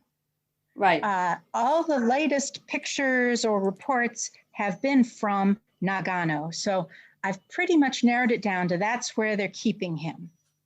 But, I think they've got a bit of a problem doctrinally, because in the past they have made such a big deal about having a living mentor. We have a living mentor. Other religions, they're all about some dead guy long ago, but we, the SGI, we have a living mentor. Mm-hmm. So for all I know, he could be stuffed in some chest freezer in the sub-basement in a utility closet of their great big Tokyo building. And it wouldn't even have to be a particularly big chest freezer because he's a real small person. But I think we have some informal wagering going on the site about when they're going to announce he's dead. Now, his nemesis, High Priest Niken from Nichiren Shoshu, who was responsible for his excommunication, and let me tell you, Ikeda is the king of grudge holding. So that's why, to this day, SGI members have to hate Nichiren Shoshu, even though they officially embrace interfaith. Not Nichiren Shoshu, just not for Nichiren Shoshu. Fine. So that guy ended up living to 96. So Ikeda, if he's still alive, he'd be just turned 93, I think. Yeah, just turned 93. So maybe they're hanging on to make the announcement until he laps High Priest Niken. Oh, our mentor made it to 97. Ha ha, that means he's better. Or who knows? They've been keeping him absolutely under wraps. No videos, no public appearances, and just churning out more and more and more ghost-written material. As you look at the pictures of this guy, then there is nobody home in there. That's weird because our queen's a similar age and she's still out and about and pretty vocal. Everywhere. And she's everywhere. She's doing her bit. What's wrong with this guy? How can he be a genuine leader if he's not being seen and interacting with his congregants Yeah, with his it's organization. very strange. It's very strange. It is very strange. I'll be intrigued to see if and when they announce it, or maybe to see him do a public appearance and everyone be like, "Wow, wasn't expecting that."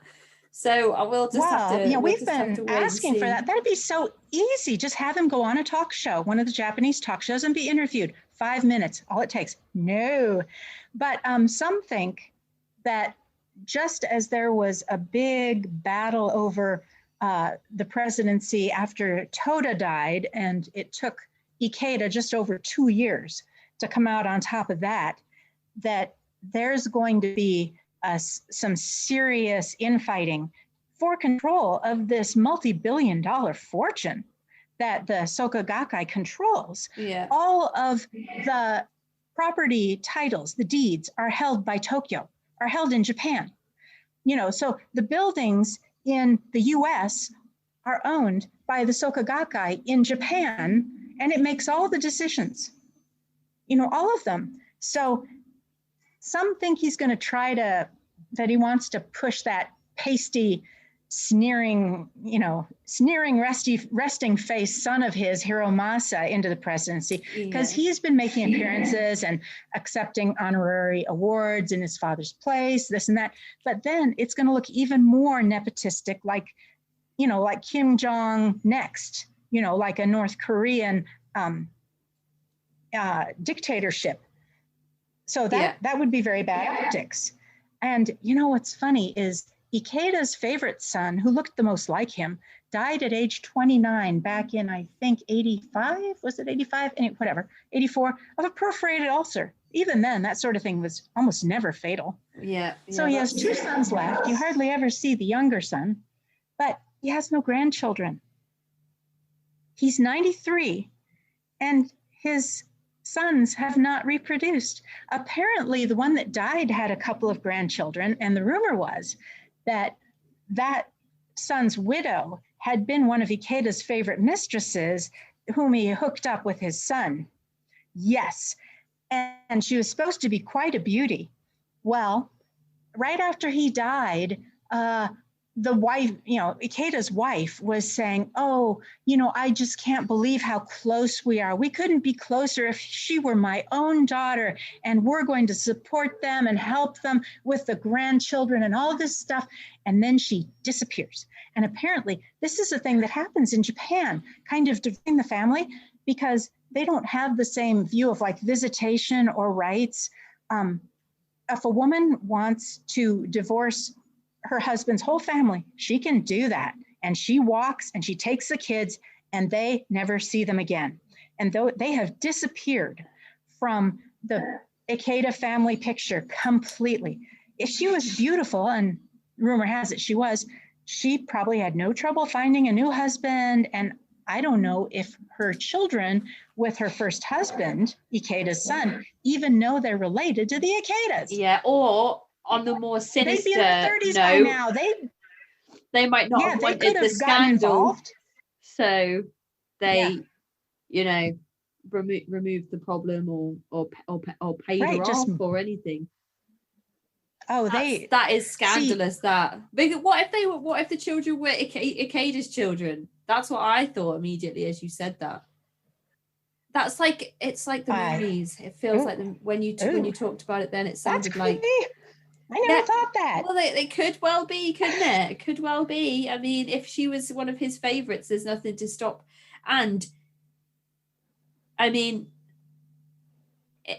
I'm not saying he is anything like Reverend Moon, but if he is, then he wasn't faithful to his wife anyway. So, big, powerful billionaire man. There's a long, there was a big scandal. It's called the Gekkan Pen, P-E-N scandal. That's the name of a tabloid that ran an expose about some of his mistresses. And of course, the Soka Gakkai took it to court, and they nominally won, but their winning involved them paying some like $2 million to the Gekkan Pen. And the judge in the case said, even if it's not true, Ikeda has brought this onto himself because he always travels with a beautiful single woman. And there are special facilities for him at all the big centers that are reserved just for him. And they have a space for him and a space for this traveling companion. And I think I even found a picture of one. And whoa, talk about a bombshell. She was gorgeous. But anyway, so he's known for, keeping intimate company with single women, and where no one else is allowed, like being in the same apartment together with nobody else. Who knows what they're doing in there? I'm sure they're just chanting daimoku together, right? And there's even been talk because the SGI's worst nightmare is the leaders who leave, because they know what's going on underneath. And leaders from Japan have said that Ikeda likes to play games with people. Like he'll eat half a peach and then give it to someone else who's in the Sokogake, and they have to finish it. Or he'll drink half a beer and give the remaining half a beer he's the most powerful, to anyone else, and they have to drink it.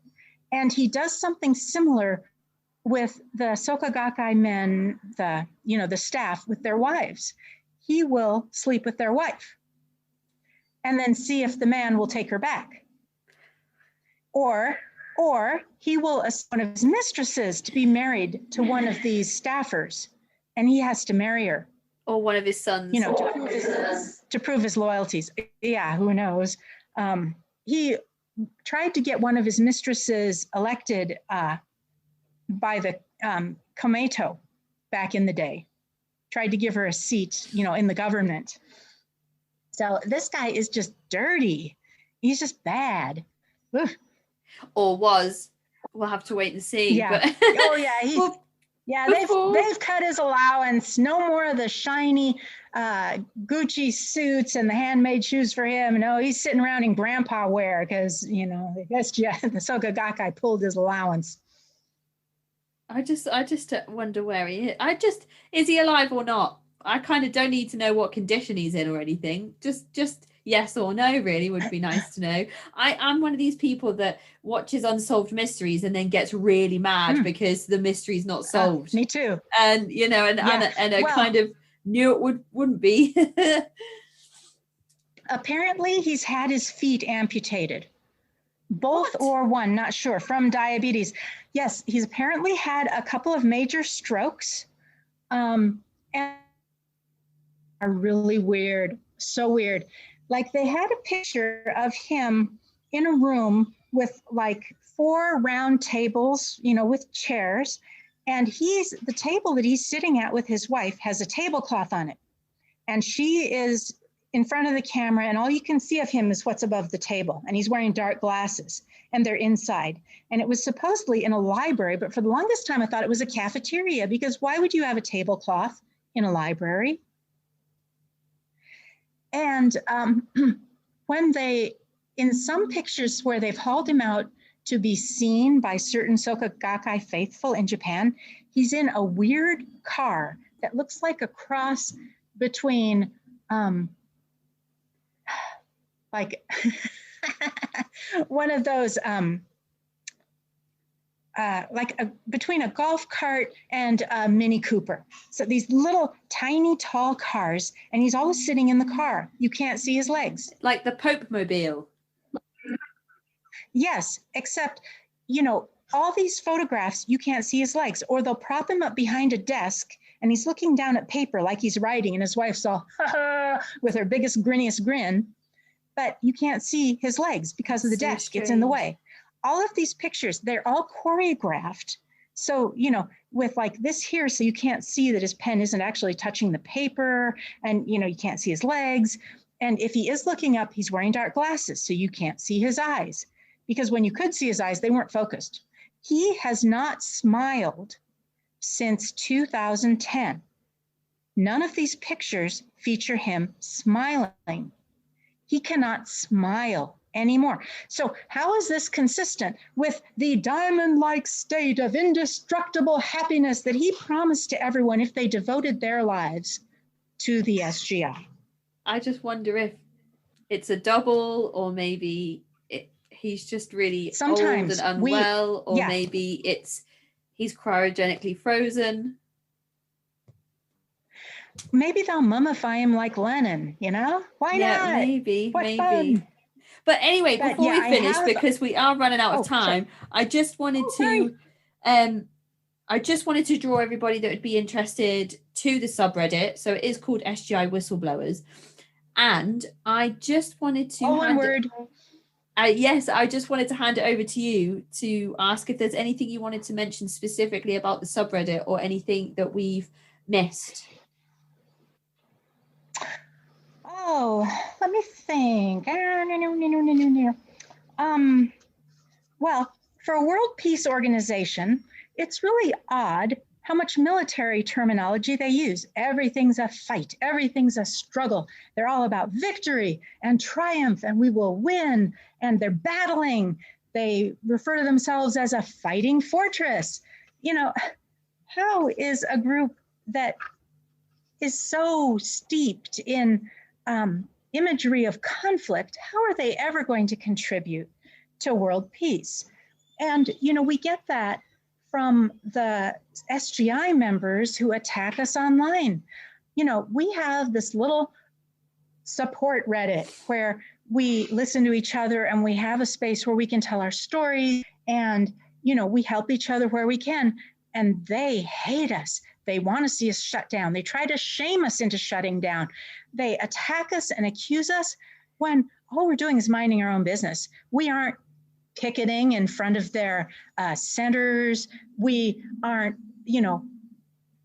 crashing their meetings. We aren't, accosting people on the sidewalk as they try to get to their discussion meetings. None of that. We're just minding our own business over here on this quiet little backwater of Reddit. And they hate it. They just, it's very cult-like, very, very much. Just like with Christianity, they tell the membership that everybody wants this. Everybody's thirsty for what we have. What we have is so great. It's the most perfect thing for the people of this age. And so they gin everybody up to go try and sell at friends and relatives and neighbors and coworkers, whatever, because they'll want this guaranteed. And, there's a reason that people advise to never talk religion or politics when you're in a family gathering. So many people come to the SGI from difficult family backgrounds. There's estrangement, abuse, this sort of thing. And of course, SGI offers a perfect substitute family. That's why you should leave them your estate when you die. But in a family, they're also advised to chant to fix their families. And, when you have family ties that are already frayed, how much proselytizing and preaching are they going to be able to tolerate? How many times can you be invited to a discussion meeting that you have no wish whatsoever to go to before you're going to start distancing yourself from that person? Mm-hmm. So this is how SGI gets members to isolate themselves. They don't have to order them not to, to estrange from their families. They're doing it by trying to preach at their families. And their friends, well, when you don't have time to get together, and when you do get together, all you do is talk in this weird language about your weirdo religious beliefs, your friends are going to find better friends. Yeah. They just are. Yeah. And so that sort of thing actually works in the favor of these intolerant religions. It's the same with Christianity. Nobody wants to hear about Jesus. Come on. When they go out there and try to sell at somebody and get shut down, they come back and they tell, the rest of their district, I tried to shakabuku so-and-so, and she was really mean. And they'll say, oh, well, that's just what people are like in this evil latter day of the law. They hate good things. They hate them for who knows why. It's just this time period. And yeah, they're so mean. Mean people suck, but we appreciate you. And, you're still going to get the benefit from trying. And we really appreciate you. And, you're just such a compassionate person that you try when people are so mean, so it all serves to get the person tighter enmeshed in the cult, which makes it harder for them to leave, because when they leave, no one will have anything to do with them. Just like your Jehovah's Witnesses, they shun and who leaves. They've been told that the worst thing they can ever do, it means you hate world peace. It means you hate people. You want to destroy the world. That's what it means when you leave. And who would want to be around people like that? Oh, they're just awful. So, I spent just over 20 years in this cult. I don't have any friends older than about when I left, which is 2007, because I isolated. I didn't realize what was happening. I got caught up in it. People do that. And so I look at my friends who have friends from college, friends from grade school, who are in touch with their relatives and family members. And this is all what I don't have because of the cult. And that is why it is so important to have a site that lays it on the line and makes it clear what they're doing and what it's going to cost you. It's going to cost you all your social capital. You will no longer have connections that will be able to get your kid an internship at a good company or clue you into who's a real good plumber who charges, fair and does good work, or any of this, because you burn it all when you join a cult. And you end up impoverishing your life, even as they tell you how much fortune you're accumulating and how great it's going to be. Well, that day never comes. So I guess, if you don't want to torch your life and destroy all your relationships, then by all means, join SGI. Or no, stay away from SGI, because you will, if you stick with it, you will end up interacting pretty much only with other SGI members. And they're terrible friends. They just aren't good friends because they're so self-centered.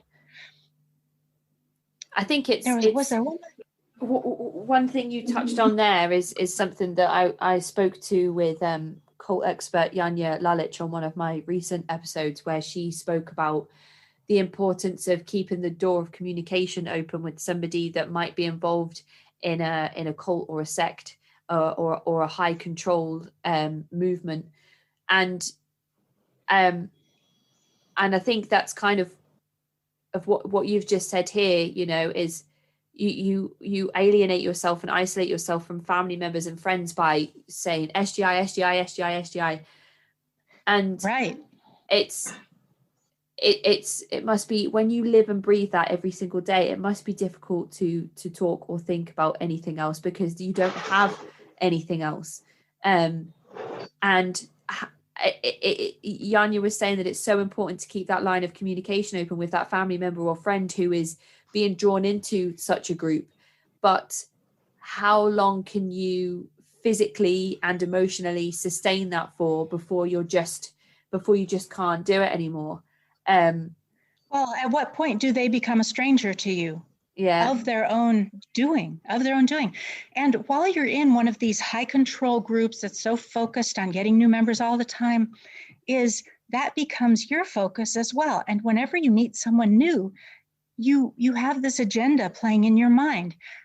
At what point can I introduce SGI? At what point can I suggest this person try chanting? So you're going in with this agenda, which means you aren't interacting honestly, or you're not interacting honestly, but you're also not interacting as a friend would.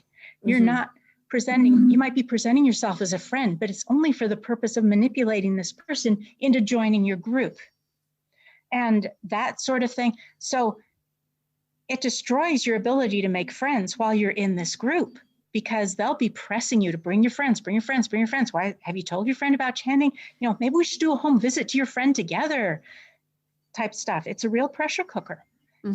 So I lost 20 years of continuing relationships from before, but during that 20 years, I didn't make any new friends either, because I ended up isolated within the SGI. Everything was about SGI. And I wouldn't wish that on anybody. Yeah. I really wouldn't. Sounds like a very lonely experience. It was. And when I got out, I didn't have anybody I could talk with it about because, you say, I was in this cult, and they're like, ah. So that's another reason that we're so passionate about SGI whistleblowers, is because people can come there and tell us, and we're like, yeah, we know exactly what you're talking about. Thank you so much for spending this time with me. The level of commitment and work that you do for the subreddit, I think is highly commendable. You're obviously extremely knowledgeable, and I feel privileged that you've sat down here with me for a couple of hours and shared some of that wisdom and knowledge that you've gathered over the years. I think I just want to say a big thank you on behalf of the people whose lives you've clearly touched, that reached out to me and said, please will you talk to Blanche. And I know those people will be really excited to hear this episode, and you've really given me a different perspective on the movement. So thank you so much. I just really appreciate your time, and I look forward to continuing to be a member of the subreddit and keeping up with all the work you do. So thank you so much, Blanche, and I really hope you enjoy the rest of your day. It was totally my honor. And yeah, we love your work, and we're just so glad that you kind of appeared on the subreddit, and that we can continue to kind of join forces to some degree. Absolutely. I'm excited. And one day Daisuke Okada will show his face, and we can have a nice lengthy discussion about whether he's alive or not. And I really look forward to that day. So until then, Blanche, I will speak to you soon. All right. Well, have a great year, and I hope you don't get shut down. And yay, bye-bye COVID with any luck. Yeah, hopefully. Thank you so much, Blanche, and enjoy the rest of your day. Thank you. And I will see you online. Bye-bye. That is the end of this week's episode. If you'd like to get in touch, you can do so by emailing me at cultvaultpodcast@gmail.com, or find me on Twitter and Instagram at cultvaultpod. I'm your speaker, Casey, and this has been the Cult Vault.